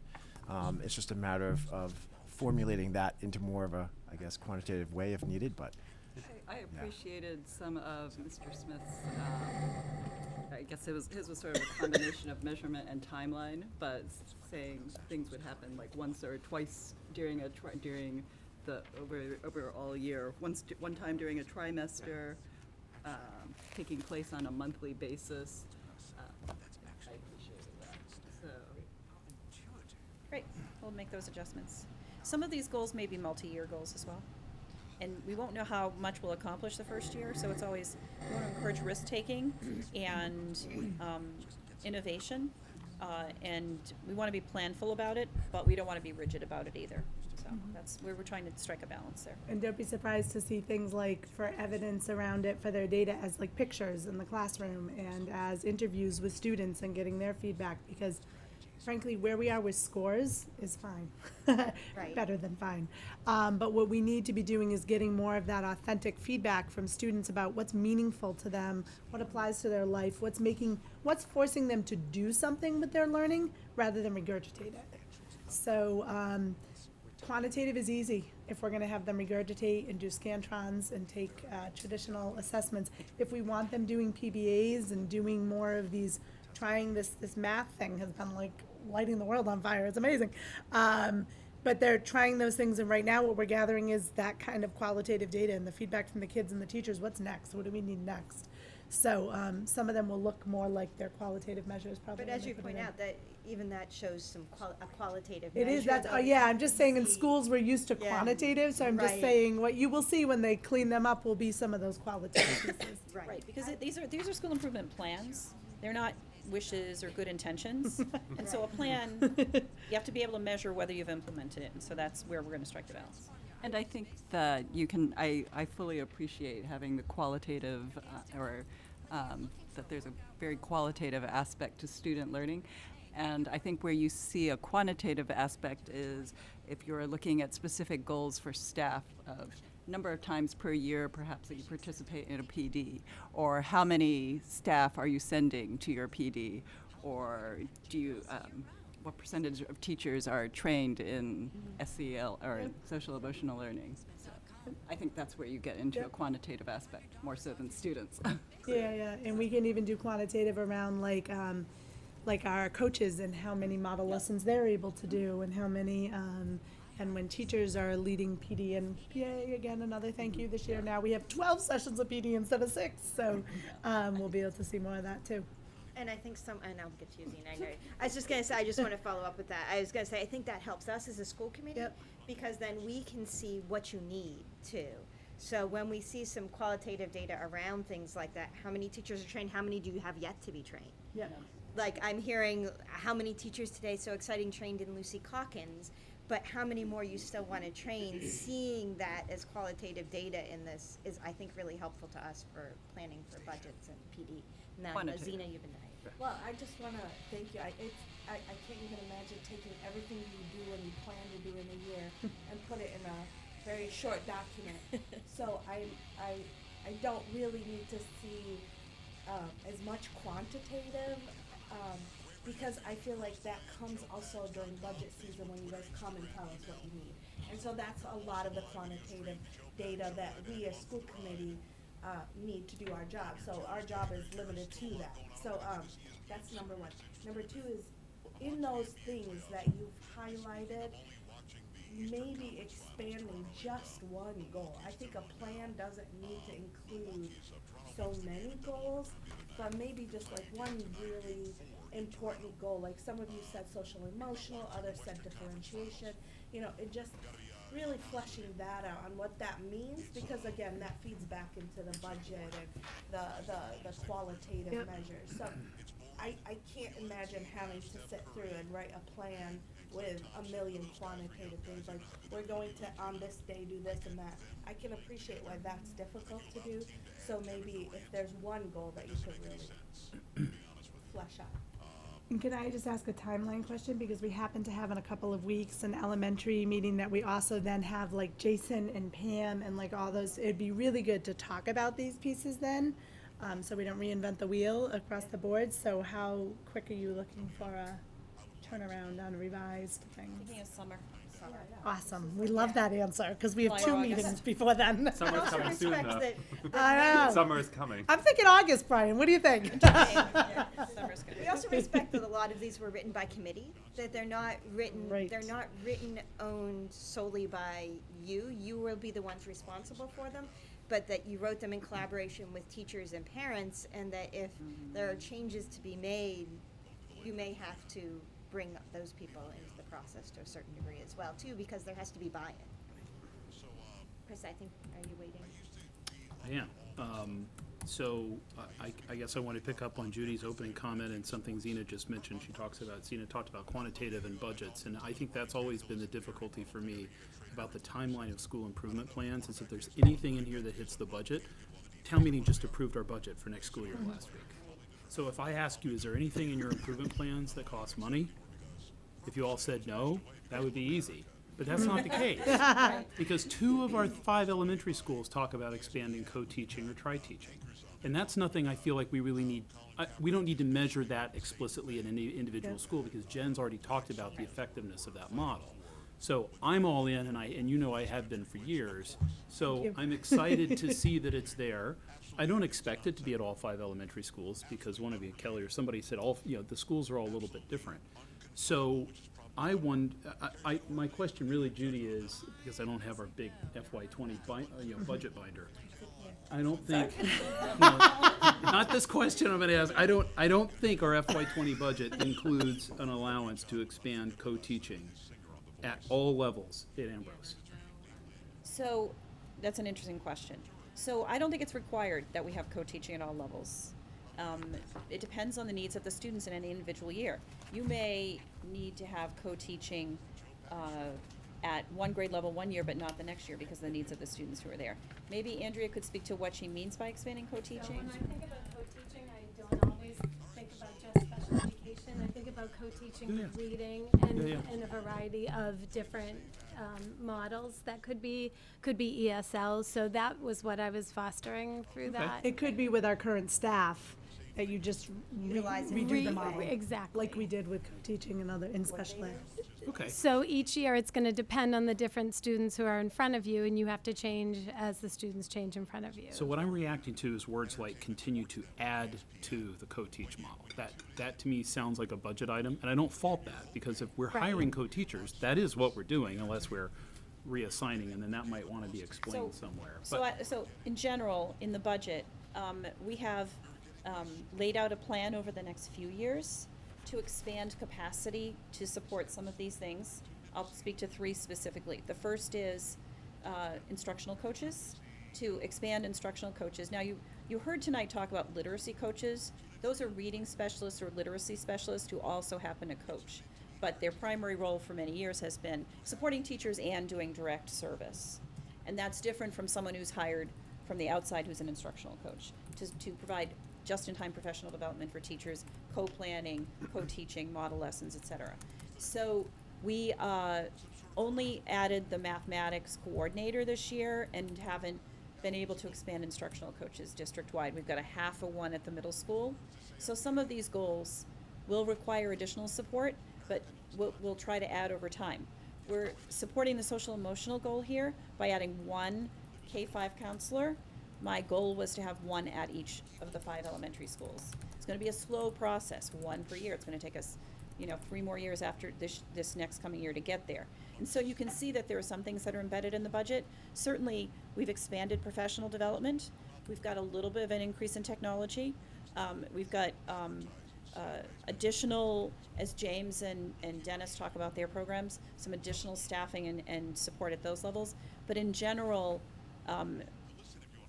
these goals can be accomplished through a variety of things that we've already budgeted for, including 2 additional work days for teachers for more professional development. That's already budgeted and agreed to in the teacher contract, et cetera. So what I would say is, even though our increase was substantial this year with the override, it's still only a fraction of what we really need to fully implement all the things that we're planning. But there's no surprises here. There's nothing that can't be accomplished because we don't have enough budget. We've provided for this, I think, in the FY20 budget, or at least beginning stages of it. And some of the things in here, as in past school improvement plans, have been piloted through grant funds or through some other means. And so sometimes one school is trying something, and we like to prove its success by piloting it, like the innovative furniture. So we have a very small amount, but more than we've ever had in the budget for furniture for next fall. And so some of that could go for to support some of that innovative furniture, et cetera. And so we're taking some steps to meet these, but no surprises, I guess, is the answer to that. And so I want to be clear about a couple of things. I don't think that school improvement plans need be budget neutral. Mm-hmm. They shouldn't be. I mean, I just think it's an artificial constraint, excuse me.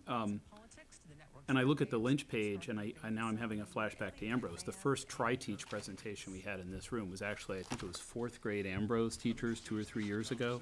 And what struck me was I came into that discussion thinking, so this is a more efficient use, if I can say it that way, of the co-teacher.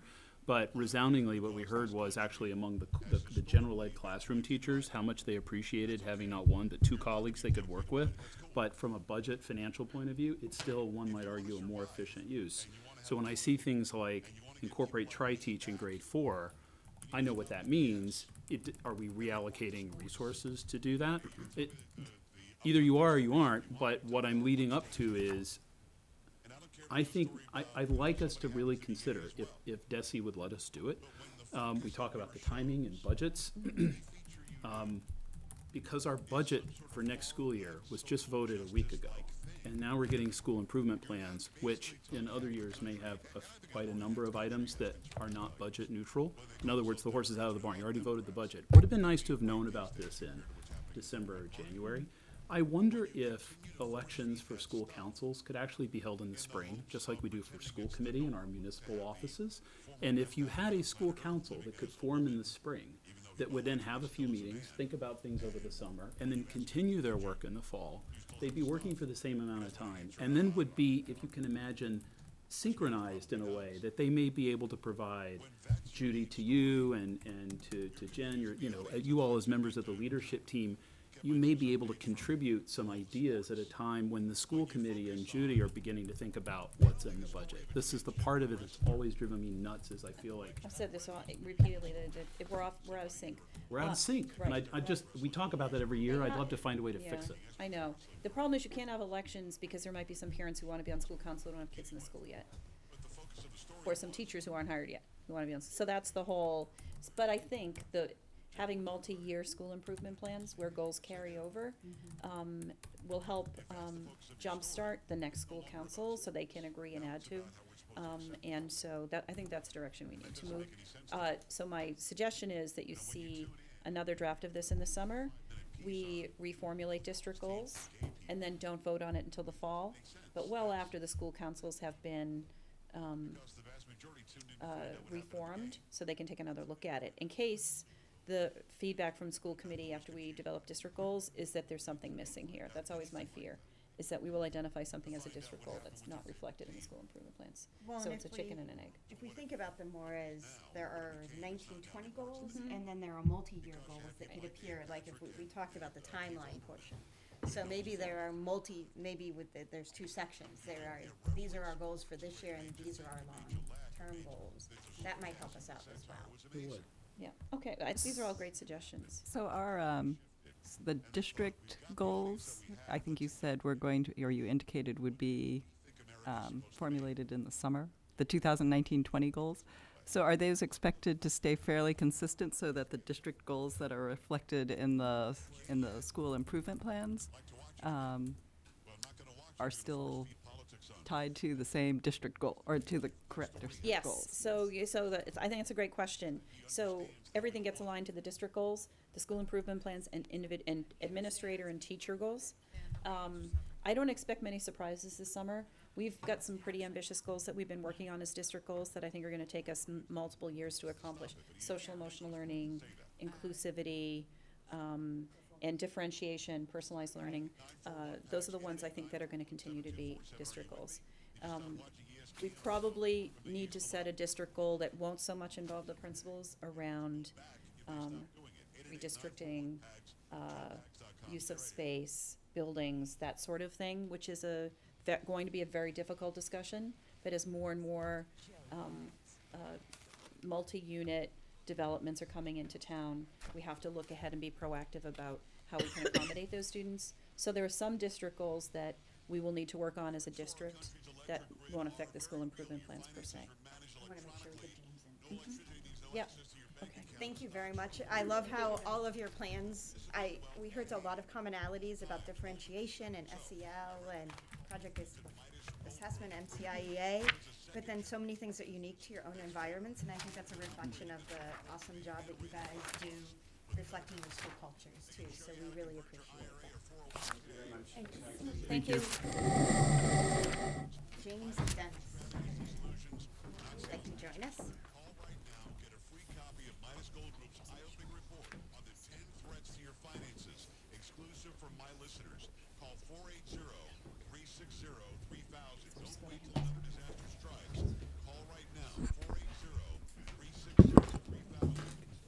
Good evening, everyone. Hello. Welcome. Thanks for having us. Do you want me to go first, or? Might as well work our way up. Yep, all the way to the top. Oh, don't. Oh, boy.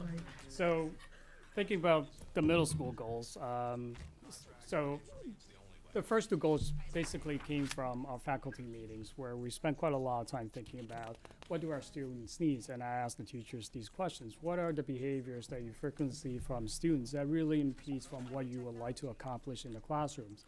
And pretty consistently, a couple of things come up. Number one, kids have difficulty regulating their emotions. They blurt out. They have, they're managing their relationships. They're too chatty.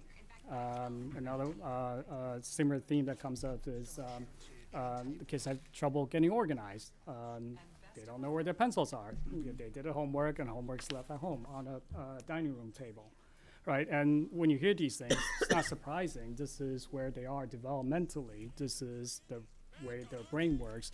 And the one thing I always say to the staff is, this is the populations we're working with, and we can't just complain about it. We got to teach them, right? If they can't organize, let's teach them how to organize. If they don't know how to regulate their emotions, let's teach them how to do that. And certainly, our elementary colleagues does a fantastic job, but as everybody knows, when they come into the middle school, it's a tremendously large building. There's a whole lot more demands that's placed on them. Again, we can't just assume that they're going to magically learn these skills. We have to be able to teach them. And so my first goal is around executive functioning, and I'm very, very happy to have the support of the McCall Parents Association as well as Parent to Parent. So we're able to get a renowned expert, Sarah Ward, to come in during the fall to work with my faculty on executive functioning. And not only will she do that, she will also stay in the evening. And for any parents that's available, both middle school, elementary, high school as well, she would do a lecture. And I think the goal is, when you think about executive functioning, a lot of people have a lot of different interpretation of what that is, right? And here is a person that can come in and really tell us, okay, share with us best strategies. So the teachers are learning one set of language, one set of skill sets. I'm hoping that a lot of parents are also learning the same type of language that we are going to be teaching the kids and implementing the same strategies at home. So it's a very cohesive way to teach a kid these important skills. And what I like about Sarah is this, her whole big thing is about help the kids envision, what does an organized person look like? What does the goal that you want the kid to be able to do look like? A lot of times when we think about executive functioning, we say, oh, we teach a kid to put the pencil over here, write the assignment over here. But that's not something that might work for each individual kid. So what Sarah does is teach the teachers to teach the kids, envision what does an organized person look like? What does a done assignment look like? And then the kid starts to figure out, how do I get myself from point A to the end goal? She does a fantastic job. She's one of those persons that you listen to her and go, why didn't I think of this? Why did I just pay this person to tell me something I should have figured out on my own? You walk away going, oh my God, this is amazing. So I'm really hoping that by her coming here to work with my staff and work with the parents, that we start having a consistent set of skills and a consistent way to teach the kids so that they start making improvement in this area. The other goal number 2 is about something that we talked about a lot, social emotional learning. Why recreate something that's already working? The elementary schools has proven that ruler works. We teach the kids ruler from grade 1 to grade 6, the move meters, the friendship meter that Mr. Smith was talking about. And they had these wonderful skill sets already set, and yet when they come to the middle school, it kind of just peters away. Okay, falls away. So what we're going to be able to do with the generosity of WIFI is that me and 4 of my staff members are going to get trained in ruler during the summer, and our plan is to bring that back. Think about how we can adjust those strategies to the middle school and to McCall specifically, and teach that to the kids. So both goal 1 and 2, it's about learning best practices and help the teachers integrate these very important skill sets into their daily practices. So in my plan, I don't just talk about lesson plans, I talk about action plans as well, because we really don't want to see executive function and SEL as individual courses or being taught in isolation. We want the teachers to embed them into their practices. So think about math exams, my midterms, finals. Kids gets freaked out about that, banging down the doors of guidance counselors. How awesome is it that we're working with the math teacher, and math teachers are teaching not just the content, but also how do you regulate yourself? It's okay to feel anxious. So how do I get myself from the red back to the green? What can I do to manage myself so that I can get my studying done? So those are goal 1 and 2. Goals 3 is about thinking about how do we systematically help struggling students. This happens pretty frequently, that when we're in meetings, we talk about a struggling student, for example, a student that has difficulty completing homework. So we say, oh, the kid is getting a D in homework. What do? How about let's refer them for special education, right? A lot of time that's what happens, but the thing is if we don't look at it systematically, even if the student qualifies for special ed services, we're basically beginning the process from the beginning. So for example, if a student is having difficulty completing homework, we should be asking some questions and collecting some data. For example, if the child is not doing homework, what type of homework? And what's the impact of not doing homework? Imagine, and this happens, a child doesn't do homework, and yet somehow he or she is getting A's and B's. What is that telling us about the homework? Earlier, during the presentation about literacy, right? A child is not doing homework, and let's sit down and look. Instead of just saying, overall, it doesn't do homework, if we look very carefully, we find out the child's not doing homework because all the homeworks are reading related. right? This child has a great idea, great scientific mind, but for some reason, reading is difficult for him. And so if we were to present the reading in different ways, like for example, adding some sort of books on tape, and so all of a sudden the student is doing homework.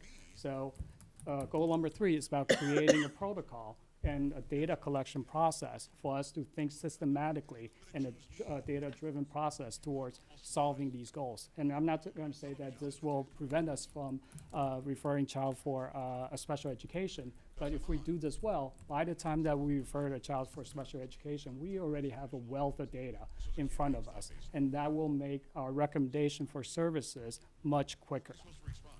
And my last goal is about performance-based assessments.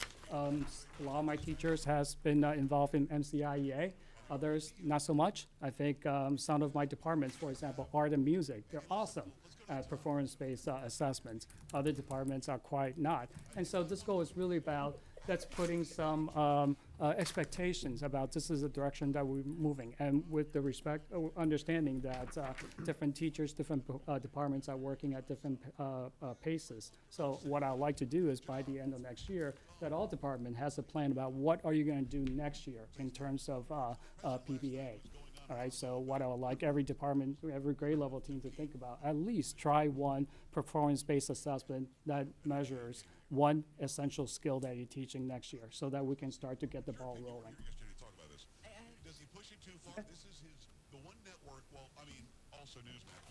you for all this work. Thank you. Okay. Glad you waited till the end. All right. So, James did his work. Let's see if you did. Yeah. A set of goals that have been on our school improvement plan for years is the NEAS process, and that seems very teacher-centric, teacher-driven. It's something that is helps us keep our trains running on time and our lights on, but really there's a trickle-down effect in everything that we do. So the students will benefit from all the work that we're doing with the NEAS process. So this year, one of the things we're proud about is that we spent a number of faculty meetings breaking up into very small groups for a large faculty, and sort of attacking their problems or their identified problem areas as a faculty to say, well, how can we fix this? How can we address it? How can we accomplish these things? We're not done yet, but we made a considerable dent in a few of their highlighted areas, which would be the vision of the WHS graduate. What do we want a WHS graduate to look like or be able to do when they leave our building? And we're about to launch another class very soon, so we're very proud of that. The other points were how do we get common planning time into our faculty's day? So the McCall has it. I think the K through 5s have some common planning time built in, but our schedule doesn't really allow for it. How do we get that common planning time so that teachers can get together and talk about the success of or struggles of students? And again, that trickles down directly to our kids. And then the last would be our special education meeting times. It's just an area that we need to improve in. So we got together as a faculty this year and came up with different ideas, different ways to schedule meetings, coordinate meetings, and have people attend meetings more freely where they're not losing their class time or it's not impacting their touch point time with students directly. Faculty came up with a number of different ideas, but we're still working on that one. That'll be the hardest one, whether we have to change our schedule or tweak it or the way we are scheduling meetings. There's just a million different ideas out there, and we're trying to find the one that fits the best for us. So that goal is still on our school improvement plan for next year, but we've made a considerable dent in it this year, and we're very proud of that. And again, what we're working on will directly impact students over the long term. So a short-term goal that I'm really invested in is a quarter 4 senior internship. That's something that we're going to pilot next year, have a small group of people working on it behind the scenes, and we're looking to sort of be in conjunction with an existing class, our senior focus group class, that has an opportunity to be to have an internship during the school day or after school. What I'd like to do is make an opportunity available to a small group of kids to have them actually leave the building during the school day and work beyond the confines of WHS, whether they get an internship at a national bank or a local organization is immaterial. I want them to get as authentic learning experiences as possible. And if that is successful, and I believe it will be, most schools do have an internship program for seniors, we'd expand it to the whole class in the following year. So that's something that we're sinking our teeth into as a pilot, and looking for, say, 20 kids to take us up on the offer. Obviously, AP tests and AP classes impact everything that we do for a number of seniors, but there's ways around everything. If other schools are able to accomplish this, we'll be able to accomplish it as well. We also, Nate did bring up the Youth Risk Behavior Survey, and we do survey the students in a number of ways, a number of methodologies. Things like Youth Risk Behavior Survey, as you all know, is a survey conducted by the entire Middlesex League.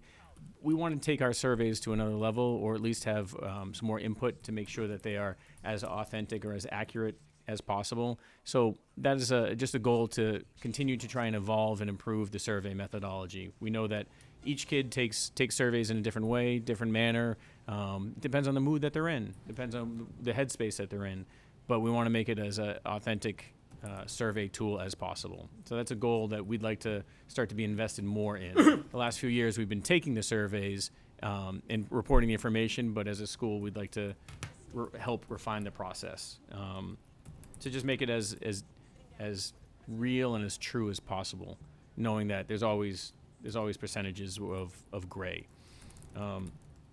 We want to again, if I were to start off my faculty meeting, my first faculty meeting of the year next year, I'd like to give them 1 or 2 goals to work on, to really focus this year we're going to do this.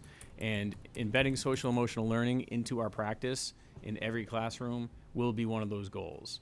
It's a conversation that we've had at the high school level that we're trying to do a lot of things, a lot of great things, many different ideas. But we'd like to start to focus on something, focus on 1 or 2 things, and really get that as refined as possible, and get that whatever the goals might be, and this will be social emotional learning will be one of those, to make sure that we're mastering that before we're doing something else.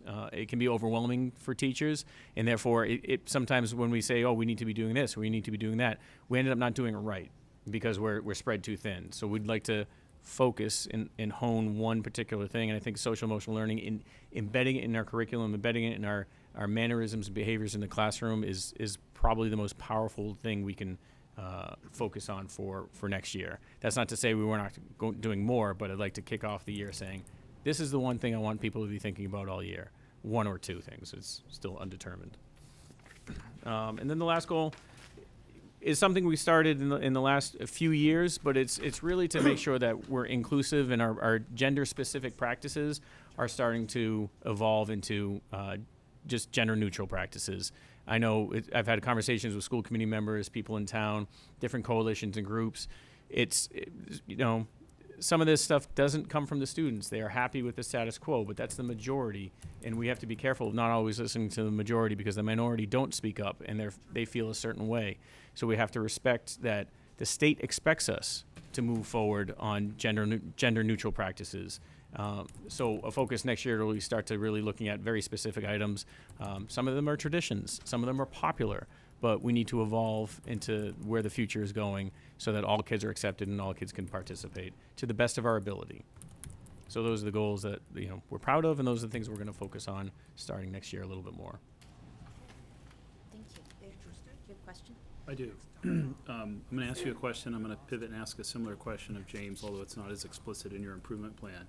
When Nate was speaking tonight under student report, he mentioned the Youth Risk Behavior Survey.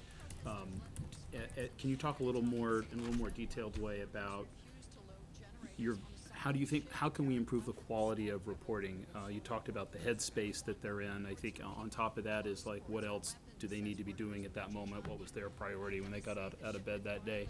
Or do you see yourself working with Jason to make this happen? What sort of resources and tools do we have in the district? And then the piece for the middle school is, do you, James, or your staff sort of share some of what we're hearing tonight about our middle school students who are taking the survey? I think. Can I jump in? Sure. Sorry. Yeah. I'd like to table this conversation because I feel like we haven't had enough of a conversation about it yet, and this is an extremely valid, reliable, nationally normed test that I think we have to be careful making assertions that, I'm just saying, I want to be careful of the conversation, that we're not going down a rabbit hole of us deciding on our own little island of, so I think to Chris's point, when we do it, where they are with it, their head, but, So that's kind of my question is, Yeah. if we changed it, how would, not what would it look like? What resources would we bring? What process would we follow? yeah. I think to Dennis's point, it's a goal that they talk about it, so I don't think they're there yet, and No. I think we would like to be involved in those conversations.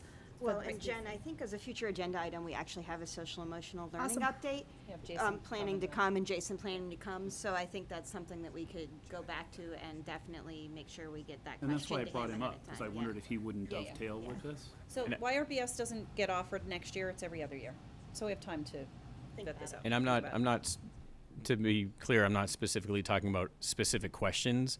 I'm Yeah. talking about the how and the when and the process that, and that's the only thing that I can actually be invested in within the district.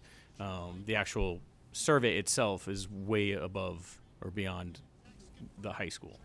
But how and when are things that we can talk about. Sure. How much cookies to put out there. And do you, that's good. No, that could be part of it. Snacks are always Cafeteria. important. Are other Middlesex League schools or principals thinking about kind of the same things? Do you have a sense of that from your We peers? haven't met to talk about it recently. Okay. I thought Mr. Lin was very careful about scheduling surveys of the students from January to March. Just as a comment, I thought between climate survey, youth risk behavior survey, and other surveys. So, and I thought that was a good idea in retrospect. So, By function, yeah. Yeah, and we But try to it's- also be consistent with our districts that we work with so that we have consistent data. In order for it to be valid and reliable, we have to be approximately in the same place and we Sure. have to be, Yes. so, Same quarter of the so year. it's not always just up to us.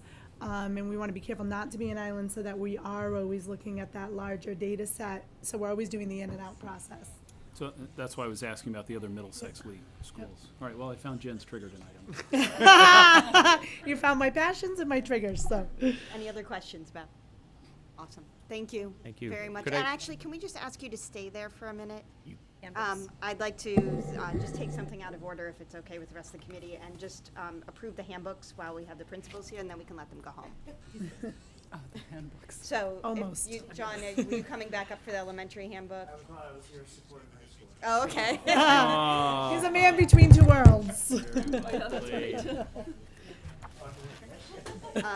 So Have a good night. you're like I'm out of here. Gotta go. I have to get to the Okay, place. Just so give me a minute. handbooks. Are you on that page? So let me, there's nothing to look at, because you got the handbooks Oh, that's right. electronically. Okay. So, we took feedback from school committee members on all three handbooks. We made the changes that were recommended, and a couple of others that were technical DESE questions. One of them is to be consistent in our non-discrimination language to make sure they all include homeless students and transgender students very specifically, and so that was the only other change we made. We made them available to you electronically, and so we're just asking for final approval of them so we can bless them and send them off to students. And so they're not in here. This is just a second reading. There are two main purposes for separating it and not approving them at the same meeting. If upon reflection there are things that we should have said but didn't, that's always the opportunity in a second meeting before you approve. But I haven't heard any feedback from any school committee members that any additional changes are recommended, so I would just recommend a vote. I move to approve the Winchester High School, McComb Middle School, and elementary student handbooks as presented. Second. All in favor? Aye. Awesome. Dennis, you are free to go. James needs to stay. James, we're gonna stay and just do the DC trip. And then We're there was gonna knock one. off all the principal things. The spotlight's all his. James, we just so enjoy your company. You know, you I can know. stick around to the very end with I us. should have a permanent seat. We'll get a name tag. I was gonna say, we'll get you a nameplate. Just like the handbooks, this is also the second read of the proposed itinerary for the 8th grade trip to Washington, D.C. This is for plans already in progress. So this is for the current 7th graders who will be 8th graders next year. I think that the last one, we had some questions for you about the trip. I think there was some indication that you were going to do a parent survey, is that correct? To determine what changes might be advisable for future years. Are there any other feedback or changes that you have to present to us, or is everything the same for the most part? Just a correction that Brian pointed out in the packet that went home. For some reason, the initial letter in bold says that this is not a school-sponsored trip, and I'm very embarrassed to say that I read it, and somehow the bold letters escaped me. Clearly, this is... Clearly, you didn't get the headings lesson in 2nd grade either. I'm with you. I see some PD development here. Right. Jen. I'm going to go visit some 2nd grade classrooms. James, you can come with me.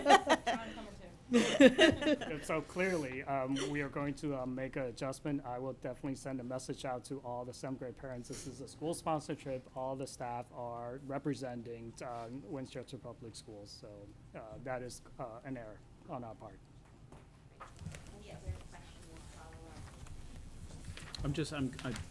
I'm glad you made the suggestion at the last meeting about surveying parents. I know that, I think the response was they don't go on the trip, so we haven't surveyed them in the past, but parents sometimes get a different level of feedback than others, so it's a good idea. Glad that's gonna happen.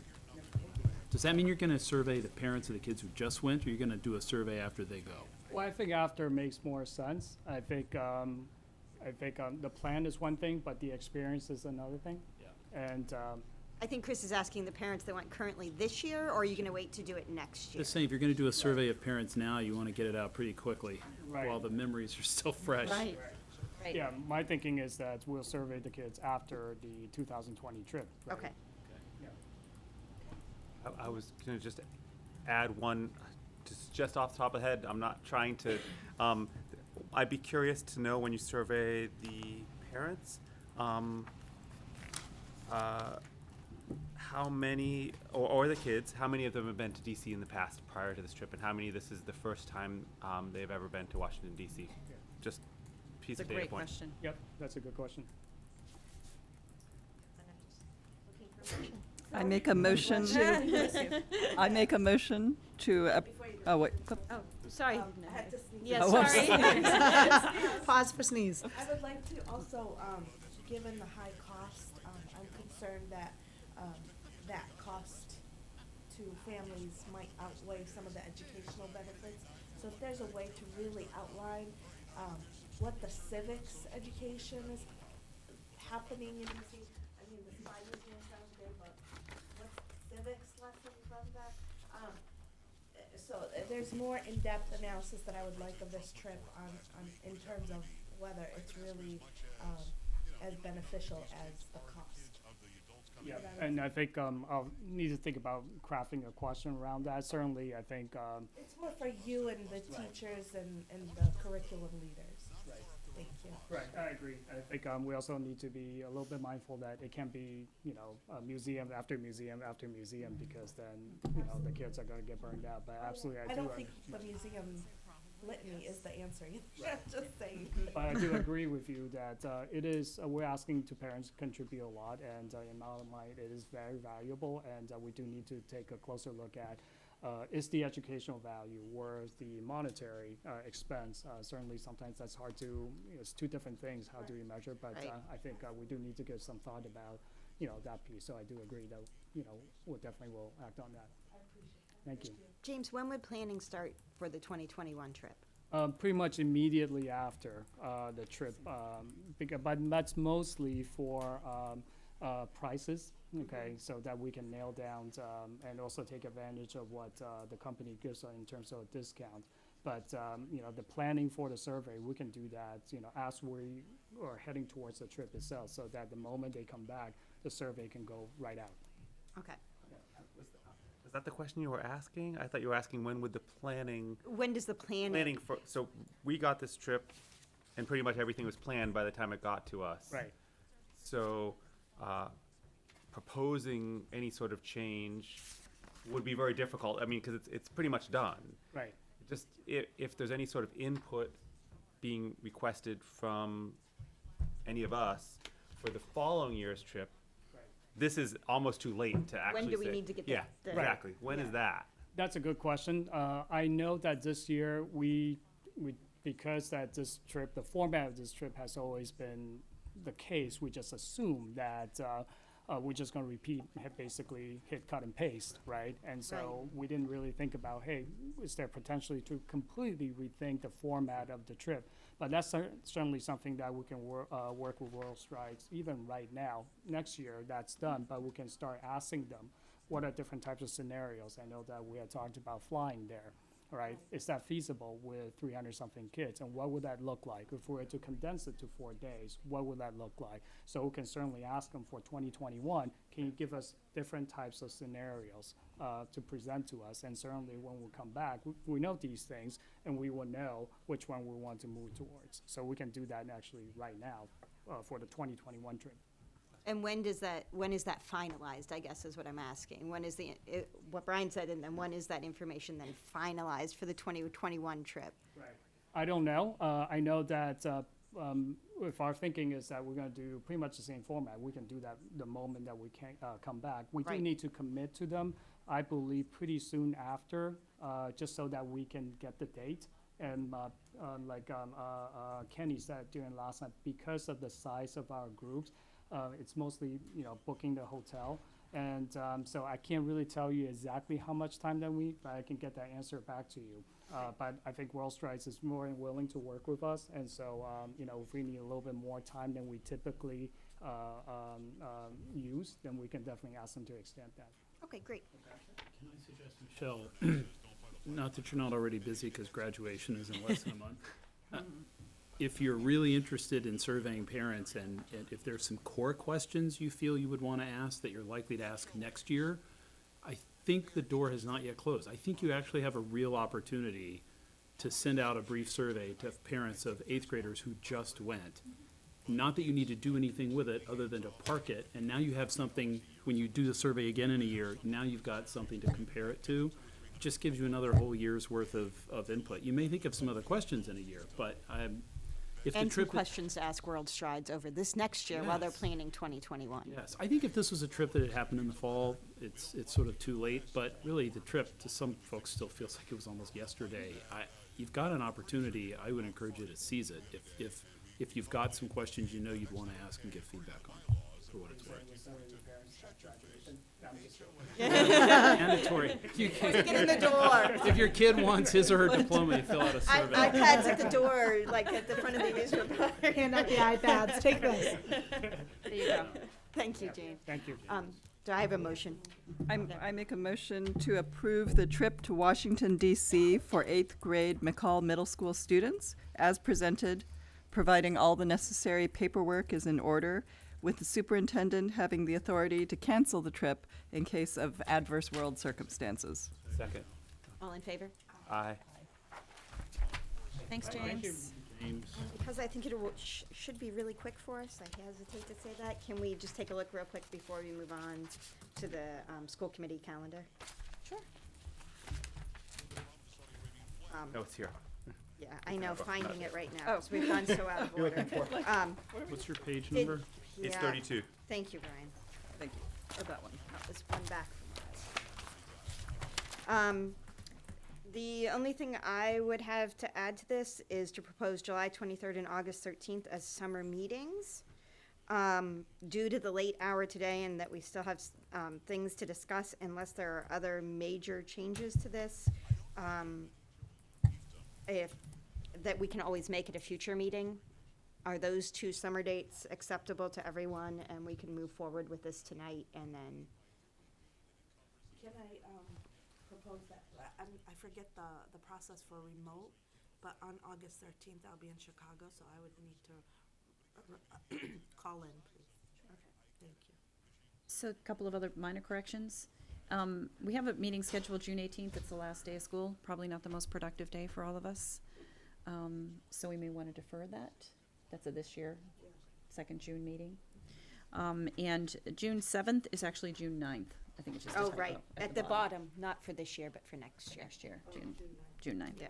Yeah, just those corrections. So I would suggest for now, we hold June 18th, but table it and presume we'll only have one meeting in June, but not get rid of it in case there are things that. And that's not even on this, that's not That's something not we on have to this. vote. Even on this, That's just a, right. while it was I on would, my mind. and Michelle, I would, if I could pile on here a little bit. So December is big budget season. We're getting into budgets in December and in January. Yeah, I recognize we might need another one in December, another one in February, and another one in April, but I'm asking for tonight, since we have a lot still to discuss, Chris, if we can just get through approving the dates we have as stated, and then we can amend some other dates, perhaps at a future meeting. Is that okay? Sure. You can always add dates as Right. needed. Yeah.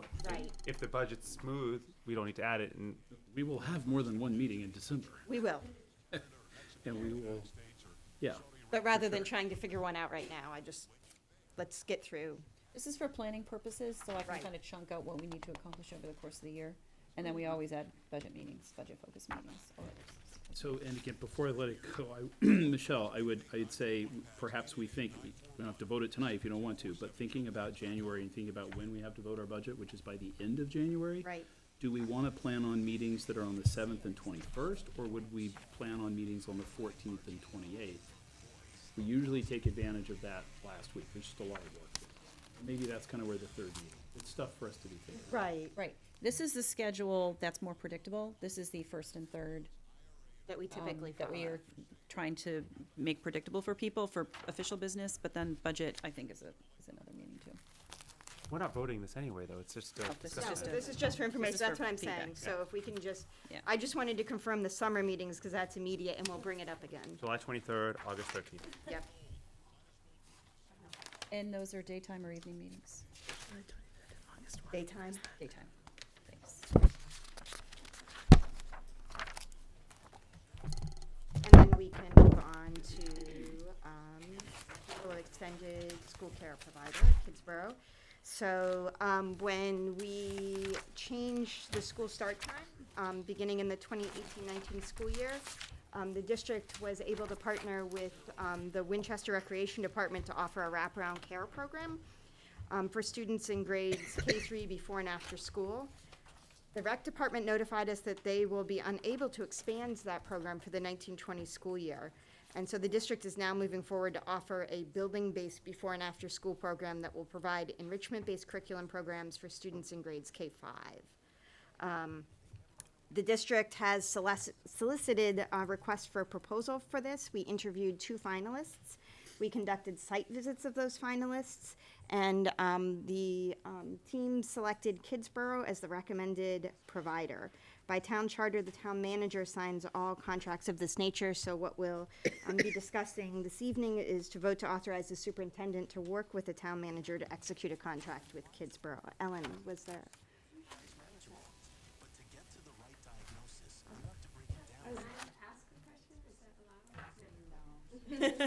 But it may come up, I heard your comment, and we will address.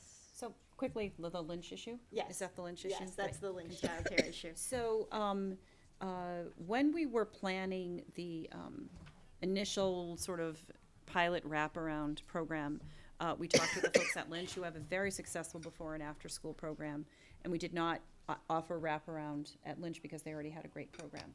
The RFP includes Lynch as a potential school, but we've made it clear to Kidsborough that should this contract be executed, that it just opens the door for conversations with Lynch, should Lynch wish to participate. And so it's not an expectation that this will replace the current program unless there's a consensus from Lynch parents that is the wish. And so where the door is open for conversation, and it's allowable because that is a potential that there could be a transition or there could be some kind of hybrid, but we don't have any assumption that there's going to be any changes to the Lynch program unless parents at Lynch would like that. So. And at the same time, could you talk about the considerations for shared space at the schools for existing programs? Right, so that every after-school provider we spoke with, we asked questions about how they work to share space with existing programs, because there are always existing enrichment programs in schools particularly parent programs that are sponsored in several of our schools. There's a musical, at some of our elementary schools and so forth. There's recreation department use. It's a shared building. There's a lot of demand for all of the facilities at each school. So the providers are all well aware, and Kidsborough is well aware that we need to share space, and they're used to doing that, and we'll do that. Does that answer your question? Yes? So other questions about the process or the information. So the full RFP was available to school committee members to read. There were pretty extensive requirements, including this is a large scale-up project, and having had previous experience in doing this for implementing a district-wide startup is was kind of important for the success of this. But lots of things, including safety and health and communication guidelines, availability of special education support to work with students who might have disabilities who would be enrolled in the program, and experience was important to us. Having a curriculum that was rigorous but yet personalized, with lots of choice for students, so that it's developmentally appropriate and that it is fun and engaging for the students. The quality of the staff, the ratio of teacher-student ratio, which is 8-to-1 for Kidsborough, that was important to us, having sufficient staff members there. And great communication strategies, nutritious snacks, a healthcare policy, all of those things I think were essential and have been well documented in our conversations with Kidsborough, which is why we feel comfortable. In addition, very strong reference checks with us calling multiple providers and in other school districts for Kidsborough. And so we think that they're a good fit for what we're looking to accomplish at this time. First of all, I would like to thank the committee that we designated, including Dr. Evans, Ellen, and then you and Brian, Michelle and Brian went above and beyond and visited the two finalists, which I don't even know how many hours you were in the car for, but I really appreciate that you were able to bring back real feedback on what these programs look like, and that led to this, I think, a great decision. I want to just read something of why I really appreciate this option for our families. The cost to families is a major factor for me. I recently read that though the economy is booming in Massachusetts, quote, a growing and largely hidden number of families are having trouble getting enough to eat as parents grapple with rising home prices, stagnant wages, and ever more expensive childcare. So when I was looking at this contract, not only did I look at the details, but I also looked at the cost for our families, and it was a price I was very pleasantly surprised by, and so I really want to commend our district for being on the forefront of finding a real viable childcare solution for our families. And it was something that people repeatedly have asked us for in line with the start time conversations, and so this checked off all the boxes, so I'm very happy to support it. I think it's a really good program that our parents can be confident that their kids are getting an extension of our day, our school day. So thank you all for this support. You're welcome. Can I ask a question related to that? So this is all public information. They say that they assume that 25% of families will require on average a 25% reduction in tuition. Mm-hmm.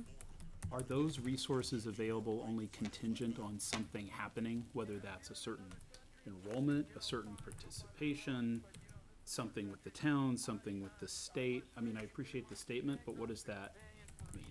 So that there are a variety of discounts available for district employees, sibling discounts, et cetera. Also, financial aid based on the Department of Early Education and Care guidelines, and there's an eligibility for that. There's nothing in the proposal that says they have to have a certain enrollment before they impose this or comply with this suggestion for a financial aid or sliding fee schedule. And one of the things that made us anxious to partner with an organization that was that had capacity and experience in working across a large district like ours, is that they understand that this program could run at a considerable loss to them for a significant portion of time, and there's no restriction that they're going to pull out. They're in it for the long haul. They've done this before in other districts. They know what to expect. They've done it in other affluent districts and in more challenged districts. And so the other piece of this that I think is really helpful for the child care piece is that they will be offering care potentially on professional development days, early release days, summer. And so families who work, two-parent working families who really just need that 7 to 6 childcare, it's an option that could work. Now in the summer there may be fewer students and it may be a more consolidated program, but if this is an organization that we trust and are partnering with effectively, then they will take a lot of cues from us in terms of what the program looks like and how it rolls out. So it's based on, it's EEC eligibility and only that. It's not contingent on something else. Nothing that they've proposed to us has said that. Ellen? May I jump in and say that this is a request for proposal, those details might be fleshed out better in the contract. So that's what's so important about the motion, as it's stated, having the superintendent work with the town manager to ensure that those things are doable for our students. Right, right. So I had another question. Because this is a contract with the town manager, not directly with you as the superintendent, how do we evaluate this company? How do we know that they're doing a good job? What's the process? What's the feedback loop? What's the incentive? I mean, this is a multi-year contract as it's proposed. So Right, what's the right. incentive to make changes when there are concerns? So we have an evaluation process for teachers. Right. So what would it look like for this company? Right, so we'll develop as part of the contract some guidelines around the standards that we use to evaluate the effectiveness of the program, which will certainly include parent surveys, student surveys, surveys of principals around collaboration, evidence that they'll provide to us of our expectations around community support. Are they contributing to the community? Are the employees who are working in the schools really invested? Do they go above and beyond? Do they come to town day? Do they provide additional resources perhaps to WIFI? They do all those kinds of partnership things in other districts, and so we will evaluate each year and provide feedback to them on the effectiveness of the program. We'll require them to do a self-evaluation as well, because there will always be room for improvement, particularly with a new program coming in, and we'll have to adjust and be flexible to meet the needs of our students and our parents. And then my follow-up related to that is who on the district side is the point of contact? So these are building-based programs at the end of the day. Do you envision that a building-based administrator has that connection? So if a parent has a problem with child, when parents have questions or concerns, are they reaching out to maybe a principal at Morocco, or are they reaching out to Ellen? Because it seems to me if one person has that responsibility, that could, especially when it's new, could eat up a lot of time. They have a full-time staff person who's They do. responsible. Yes, they do. They do. They have a I know that Winchester they do. site. In addition to, Yeah. each school has a person who will supervise the other employees who are working there, so they have a pretty good structure for that. But I assume that we will have regular meetings with the owner of this company and also the person appointed as the Winchester full-time site person. And they have built in as part regular checks with principals. So this is, really, it should only get to my level if there are concerns, if they can't resolve it at either the school level or if it's a financial concern around payment, Ellen might be of assistance with that. But in terms of day-to-day operations, I think especially in the first year, we're going to be really close to this because we want this to be successful. And so we will meet regularly with the Kidsborough team to make that happen. So I might have phrased it poorly. Do you imagine the town's point of contact? Is that somebody at Town Hall, or is that somebody at Parkhurst? There's no town point of contact. Under the town charter, the town manager signs the contracts, but that's really what she's limited to. And so it really is individual principals for their site with their site coordinator, and then the overall site coordinator and they have frequent meetings, staff meetings. They bring all of the people who work for them together and so forth. We'll have central office people work with the overall site coordinator and the owner to sort of plan ahead, troubleshoot. We've already been in communication around plans for a rollout, meetings in each school with parents very soon, and so forth. I think there's going to be good communication. I mean, those are the questions that we ask when we do reference checks, is how responsive, how are problems resolved, how do you know whether it's going well, what feedback do you get from parents and students? And you ask those same questions, I think, on your site visits when you went to speak with the site coordinators at each of the vendors. So it sounds like the answer is it's building based, even on the district side. If there's a contact, it's a building based model. I think generally parents feel most comfortable bringing problems to their school principals if they can't resolve it with the vendor. Certainly this is an organization that wants to partner with us and feel part of our school family, and so we'll work hard to support them through that. I'm so sorry. I just realized one other note I wanted to emphasize. They have outlined their work with special needs students, and they have this incredibly experienced behavior specialist, and they recognize how the student population is changing behaviorally. So that really resonated for me, because that's something we've been talking about repeatedly, is that population, the younger population that's coming up with all of the behavioral issues we've seen, and they've recognized that right up front. So I really appreciated that part. I think it's fair to say it was important to us in the process that any parent who wanted to access the program would be able to and know that they would be supported through the process. That made a big difference. So can I ask you or Brian, was there anything that surprised you in your site visits that you feel is worthwhile sharing? I'll turn that around and answer a different question than you just asked. I was. Answer the question I want to answer. That's how I like Jen and say, I'm going to table that question and answer one you didn't even ask. I was surprised how well what they were doing in the schools after in the care matched what they proposed they would be doing in the RFP. There was not a disconnect between what we read and what we saw.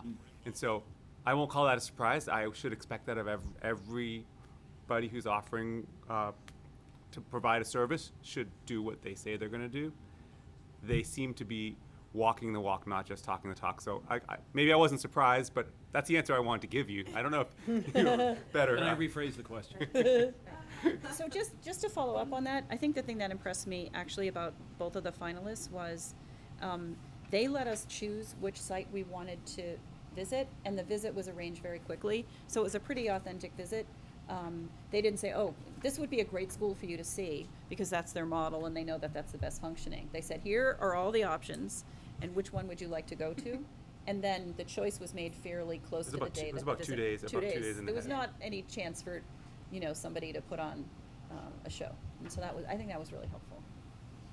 Right, and I would echo Brian. I would say the same thing. It was how authentic the program looked in practice in comparison to they had done a presentation for us. We'd had the opportunity to interview them, and the people that we met, the way that they interacted with kids, the way that they said the program was run, that's what surprised me the most, was that it was as authentic to what they were proposing as. So within, I was just going to ask if there is any possibility of offering the one-off drop-in option for families. I am one who has occasionally, only on the occasion, had to really searched for an option to park my youngest in the afternoon. Right, and I think that's a great question. Yes, and I know of a number of other families who have also searched for the same thing, and so that has been a great option this year with the WinRec program, just being able to call up like a day before and say, we really need help. Right. So the reason, and I think this is to the credit of Kidsborough, they said that they're not just childcare providers in Mhm. order to keep kids safe who might happen to need someone to watch over them on one day. What they really do is have a curriculum-focused approach that is enrichment, but also relies on students understanding the routines, and that they don't want to have students coming and going, dropping in occasionally, because it's too disruptive to the other students who understand the routines and They're really building are community. are building a culture and a community of learners, and not just childcare.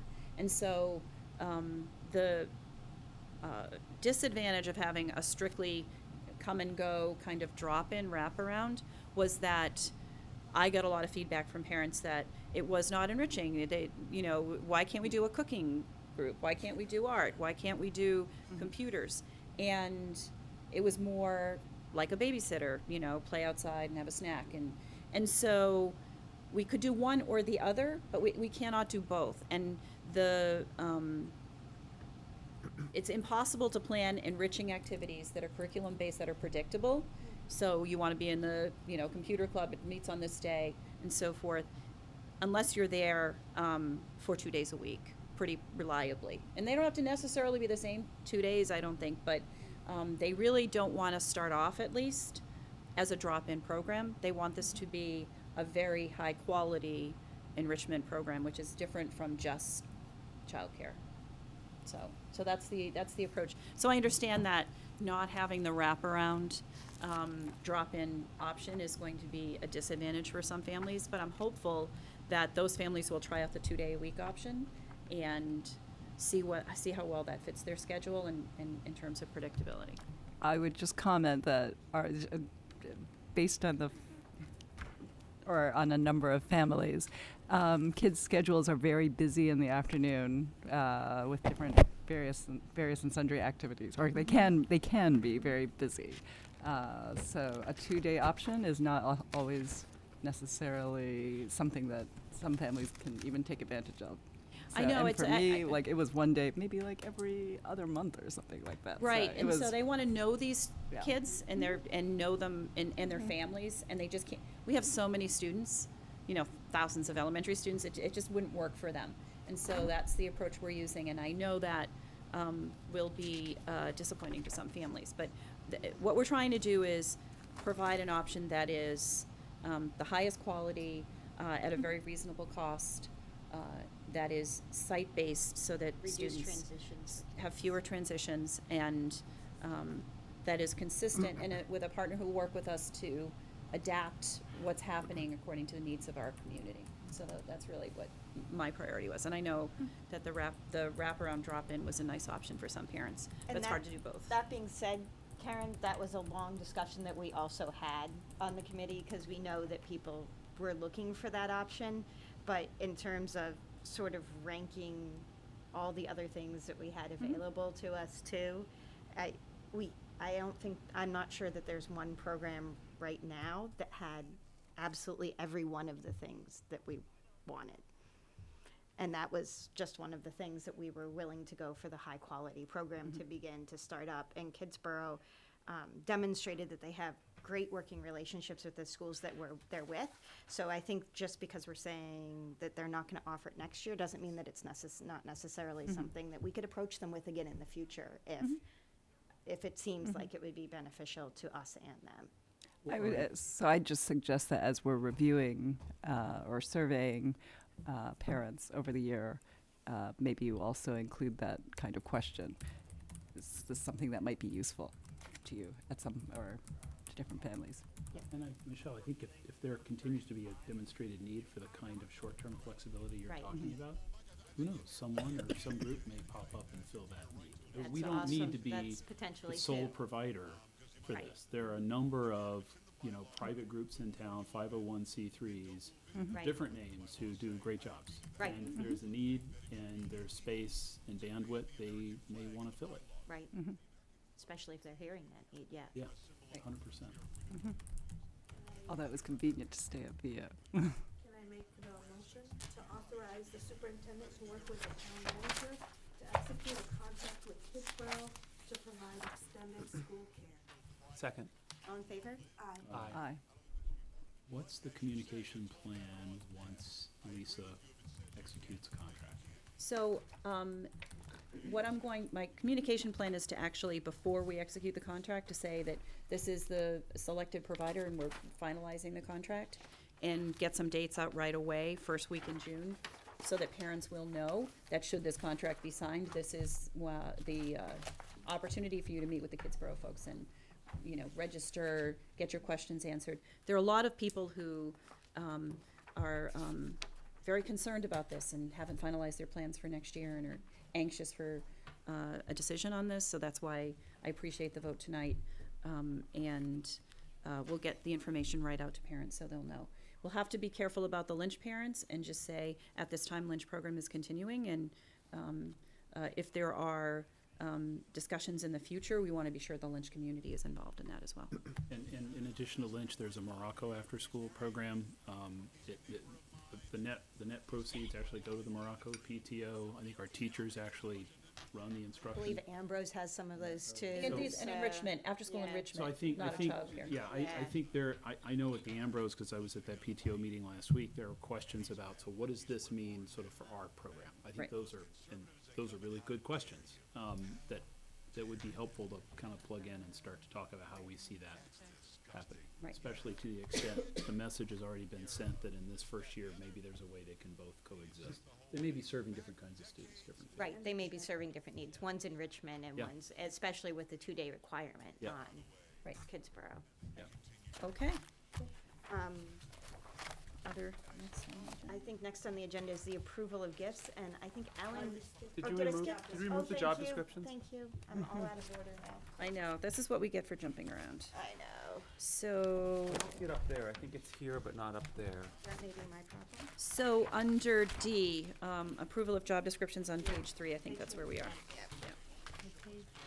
51. 51. Okay, on the agenda. So, Mr. Lynn, I guess you'll be. very quickly, Mr. Lynn had proposed some job descriptions. We revised them according to the feedback, and we just like a formal approval so that these can be posted. The job descriptions for the McCall Middle School curriculum leaders and the McCall Middle School team leaders as presented. I second. Before we vote, can I just ask a question? So I'm just looking to pick up on the middle school team leader. Was there the clarification, the team leader participates in the team placement? Did we not add a bullet for that? We had talked, we had talked about being sure they both had the bullets and to make the distinction that that's not what a curriculum leader does. And I think he was gonna add that, but, I was reading this between stoplights earlier today. Yeah, I didn't see it. I didn't Were we see gonna add a it. bullet that said something they didn't do? I can't remember how. No, I it think was ra- that it rather- does no, rather than participate say- in. Rather Okay. than say curriculum leaders don't participate in team Right. placement, Okay. it was to add one here to Sure, I clarify can do that. that this position. Yeah. If we forgot to add that, I'll put it in, so you can, And James had said that would As be a amended. good idea. I didn't Yeah. want to put words in his mouth. yep, nope, I about- think that makes sense. Can I restate my motion? Just say, Oh, it's there, doesn't it? Coordinates team conferences and meetings, is that it? And I Or- think it was more student specifically placement. for It was next the year. Just student placement. placement. It's the Yeah. student Okay. placement on the Yeah, team. the student placement. so I pull my motion, give you a new one. Yeah, thank you. To approve the job descriptions for the McCall Middle School curriculum leaders and the McCall Middle School team leaders as amended. Second. All in favor? Aye. Okay, thank you. Wordsmith something with James. Judy. Okay. Yeah, I will, absolutely. And now, how about gifts? Okay, and now we have gifts. Now we have gifts. Ellen. So the gifts that we have on the agenda, there is a $12,500 donation from the John and Mary Murphy Educational Foundation. This is for the summer literacy support program that Dr. Ellen Emma had spoke about briefly earlier.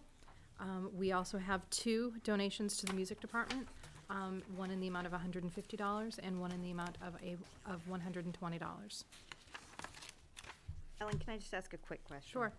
Are those earmarked for the Orlando trip anymore, or are those just So to the music department? it's to the music department. I've had some conversations with Mr. Mahoney, and at this point, if should there be any additional expenditures, that invoices that we that were unanticipated, that donation money would be used towards it. But as of this point, we're in a good place. Awesome, thank you. So Michelle, is this the grant we heard about earlier tonight that's been scaled back a little bit? And Yep. so, did we know that that was gonna happen? If we didn't know that that was gonna happen, we still are thrilled to get 5 figures, of course. Do we simply say it's a smaller gift, so we have to do less, or given that the override passed, can we still aim to do what we did last summer, even though this gift is smaller? Or do we think this will serve our needs? So this is an Well, enrichment. I thought I heard them say this was going to be scaled back in terms of what it would actually do. I've had some questions about it because it is scaled back. It's fewer students participating. Yeah. This is an enrichment, so it's not remediation only, although students who struggle are encouraged to participate. And so because it's enrichment and not a true intervention, we don't collect a lot of data on the effectiveness, and so it's hard for me to say that this is something that I would choose to put $12,000 of district funds in at this point. I think we should look at it at the end of this summer and survey the parents and see what the data looks like. But it has always been an enrichment and it's not It's an extension. It's an extension, thank you. So I apologize if I missed that. This is like half the gift that it normally is. Oh. Right. Yeah. So we'll service fewer students, because we can pay fewer teachers, right? Jen has really been working on this, so I can let her jump in. And I guess as you're looking at that data, my question would be, were we, don't want to say serving more students than we, is the amount of students we were serving in the past the amount that we needed to serve? Were there, do you know what I'm asking? Yeah, so you know how I'm so fond of the bullseye analogy? I mean, I try to always only come with budget proposals for things that fall within our green and our essential, and sometimes maybe into the next with the yellow a little bit. But I think, extended year programs are not where we should be putting our, because again, although we have an override, that's great. It's, as our district priorities, I wouldn't say that this is one. I think we're trying to strengthen our programs in our classrooms, and that's where our funding needs to be for the school year. So, not that I'm ever opposed to extra, I would never ask for it, because I wouldn't say this is the same priority as what we do during the year, or the PD for the teachers that will then affect all of our 2,800 or whatever it is elementary students. It's a small number of students. But I think to Chris's point, we don't have any data on like how many kids we feel require this kind of service to avoid. Well, we don't feel anyone requires this kind of service. So, sorry. I want to ask a really dumb question. I have to ask a dumb question. There's this grant request that backs up the $12,500.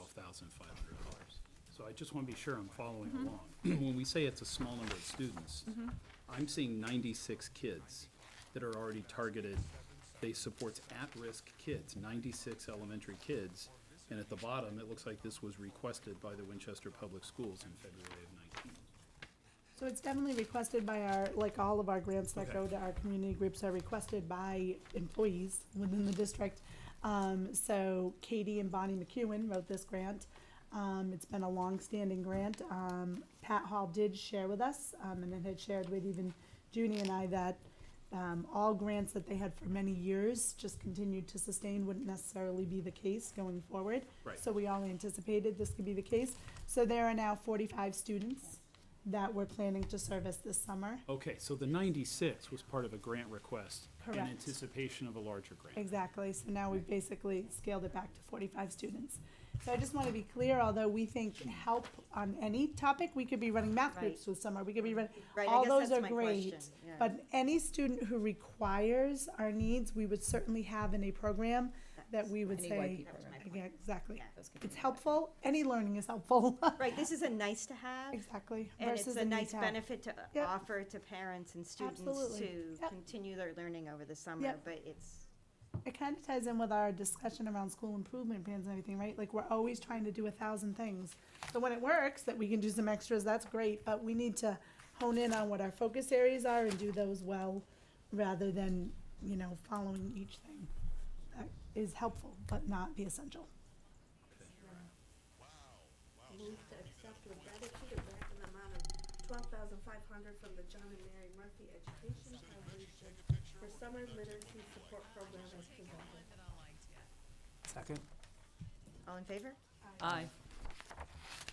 And can we take the two music department together? Yep. I move to accept with gratitude the gifts in the amount of $150 and $120 as presented. Second. All in favor? Aye. Thank you. Minutes. Approval of minutes.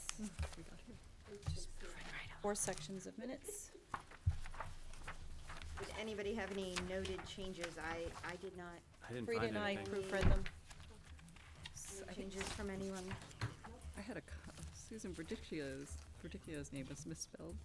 Oh my Ooh. goodness. Always our What editor. happens, man? Yeah, so once you're gone. You're gone, that's it. Who the heck is she? And I will point out that Susan used to be our editor, and now It you looks have like been- congratulations. No, we need one, so thank you. What page? Page 63. So it was, Oh, yes. yeah, McCall Phase 2 For update. Verdicchio. Under McCall Phase 2 Oh, update. yeah, for there it is. Verdicchio. And then I had a question. Let me find my question. Go for it. Oh, God. I read it somewhere. Oh, boy, where was the question? Oh.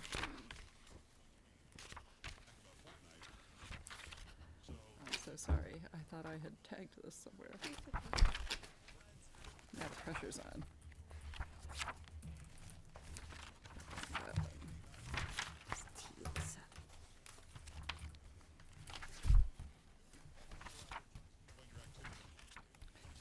I'm about to give up on my question.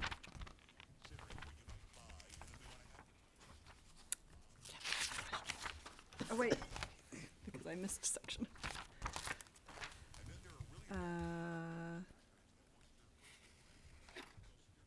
Oh, I know. On page 80, second paragraph, I just had a question about the comment that committee members shared their concerns about students missing 2 extra days of school traveling by bus. Is that is it just understood that that's some committee members? Right. Or is that considered all of us? Okay, all right. We could amend it to say some.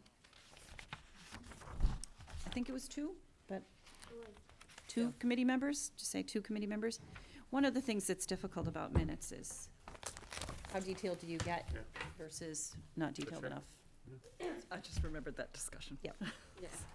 So, if I may, vote to approve the school committee minutes of April 9th, 2019, April 23rd, 2019, April 29th, 2019, and May 7th, 2019 as amended. Second. All in favor? Aye. Thank you. Chair report. As Nate shared with us, our seniors' last day approached, and they graduate on June 2nd. So congratulations to all of the Winchester High School seniors this year, including Nate, who's been with us for a couple years now. And I believe one of our committee members also has a son that needs some congratulations. They become adults quickly. Sure do. And then they come home again. I didn't want to say it when Nate was here. I met him the first week of school in kindergarten when I was volunteering at Centers. Oh, wow. We circle. we often find times in our lives, things happen and we say, oh my gosh, I feel old. Nothing makes you feel old like seeing a kid who's graduating from high school and you first impressions are strong, right? I remember the day I met that kid. So it's been awesome to You watch knew him he'd be grow. great even then. Absolutely awesome to watch him, and his parents are a big part of that too, of course, so it's pretty cool. Good guy. It was nice to have him. It was nice to have him.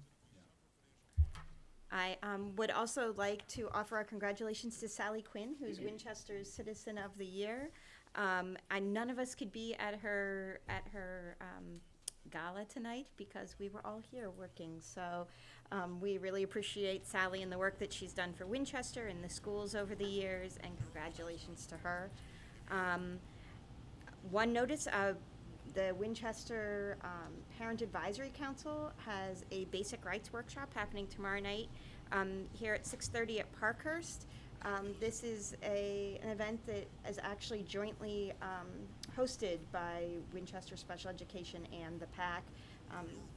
And it is an important event for all parents interested in their rights and special education and responsibilities under the law. So we welcome anybody to join us for that. Dr. Evans, any new updates on McCall or? So just I'll let Ellen if there's anything on the McCall end. Nothing more than we're kind of on a hold. We have a construction meeting tomorrow morning.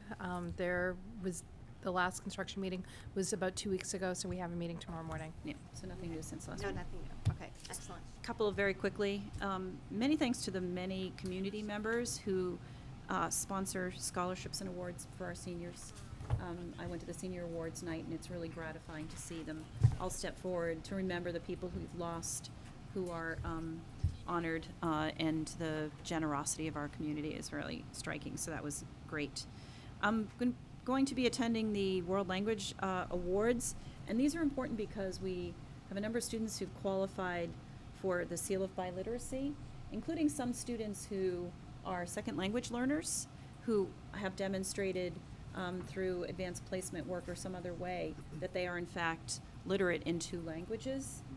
And this is a designation that goes on their diploma. They get a certificate. It's a very big deal. Large numbers of our students have achieved this status, and I'm proud of them. On June 7th, the principal of Ambrose VO and the high school and I, principals of those 3 schools and I, will attend a gathering at the State House sponsored by the Department of Elementary and Secondary Education to honor those 3 schools for exceptional achievement and or growth on the MCAS test. I share this not just because I'm proud of the 3 schools being recognized among the hundreds and thousands of schools in their categories across the state, but because any one of our 7 schools could have been statistically on that list. All of our schools are high performing, and the difference between them statistically is very small. So we will go and accept this award on behalf of our students and teachers, and we're really proud of the achievement of all of our students. So if you hear about that, that's what that is. 2 personnel updates.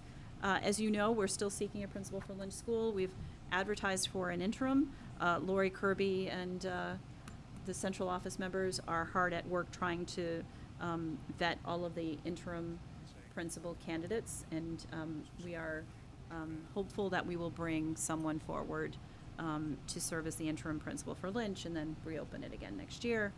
And then we also are going at it again, another round for the technology director. We didn't find a good match in the last round, so Jen and Ellen are doing pre-screening for some of those candidates, and we expect to interview some as well. And speaking of assessments, we also have a large group of our teachers who will be showcased and recognized at the MCIAA showcase on May 30th, where they will be talking about their work this year in performance-based assessments and moving the district forward and looking at. Did I characterize that well, Jen? Very good. And also I want to say our 2 new schools next year in the official MCIEA track will be our last 2 elementaries. So VO and Ambrose will be taking part. They've had great response from their teachers, and they'll be off to boot camp this summer. Great. Great, thank you. Can I ask Judy a question? In terms of timeline for State House funding decisions, so my understanding is the House Ways and Means had it seemed like a really small increase in Chapter 70 funding. They're over $200 million above where the governor is, I think, overall. But do you have a sense of where we stand on timing and which way the wind is blowing on Beacon Hill with respect to funding and what we might expect? I think Zena might know too. So we should know soon, except that it doesn't really affect the school department because any additional increase above what was approved at town meeting just goes back to free cash. And so the town is likely to see somewhere north of $100,000 more in Chapter 70 than they had budgeted for, but it all will go back to free cash because we can only spend what we were approved to spend at town meeting. And so it's nice because it then goes in our base for the next year. Right. But it should be, I would predict that it's going to be and Ellen, tell me, I could be off base, $100,000 to $150,000 more than was projected. So I think, what we've done in years, it's certainly different in a year where we get an operating override, which is wonderful, but in some years where it's been particularly tough, I think administration and the school committee has been really good about saying what the Chapter 70 assumptions are, so that there are some years where we were over and some years when we were under, and the finance committee sort of remembers that the following year, Sure. right? So if we make assumptions about Chapter 70 funding, and it comes in a little high, you're right, it goes to the town, but I think it's important for FinCom and everybody just to remember where we were. Right, I mean, if we were to ask for that, we'd have to go back to fall town meeting to ask for the allocation. Yes. Right. So. Future agenda items? I am just. Future agenda items. We have a financial reports update, policy subcommittee report, the field, which should be meeting between now and our next meeting, a field's master plan update. I think, Brian, you'll be ready for that. Do you know when? In the next future. several months. Okay, so that's not imminent. It'll slide down on the list. slide down. Somewhere in the next several months. Okay. Maybe Well- 1.5. We'll have an SEL update and a service learning update. Our next meeting will be June 4th at 9:30 in the morning. For one of our early fall meetings, could we ask Mark to do a spring athletics update? We will add that. So I think he sometimes says that like the second meeting in September. Yep. And could I just ask, could the service learning go first on that? Because that will include, some teachers and students, and it's just easier to give them a set time, and Jason can just go whenever. 9:30, we'll do it right at 9:30. We can. Oh, you mean in the agenda that day? Just in the agenda that day, thank you. Will they both be ready June 4th? Yeah. Okay.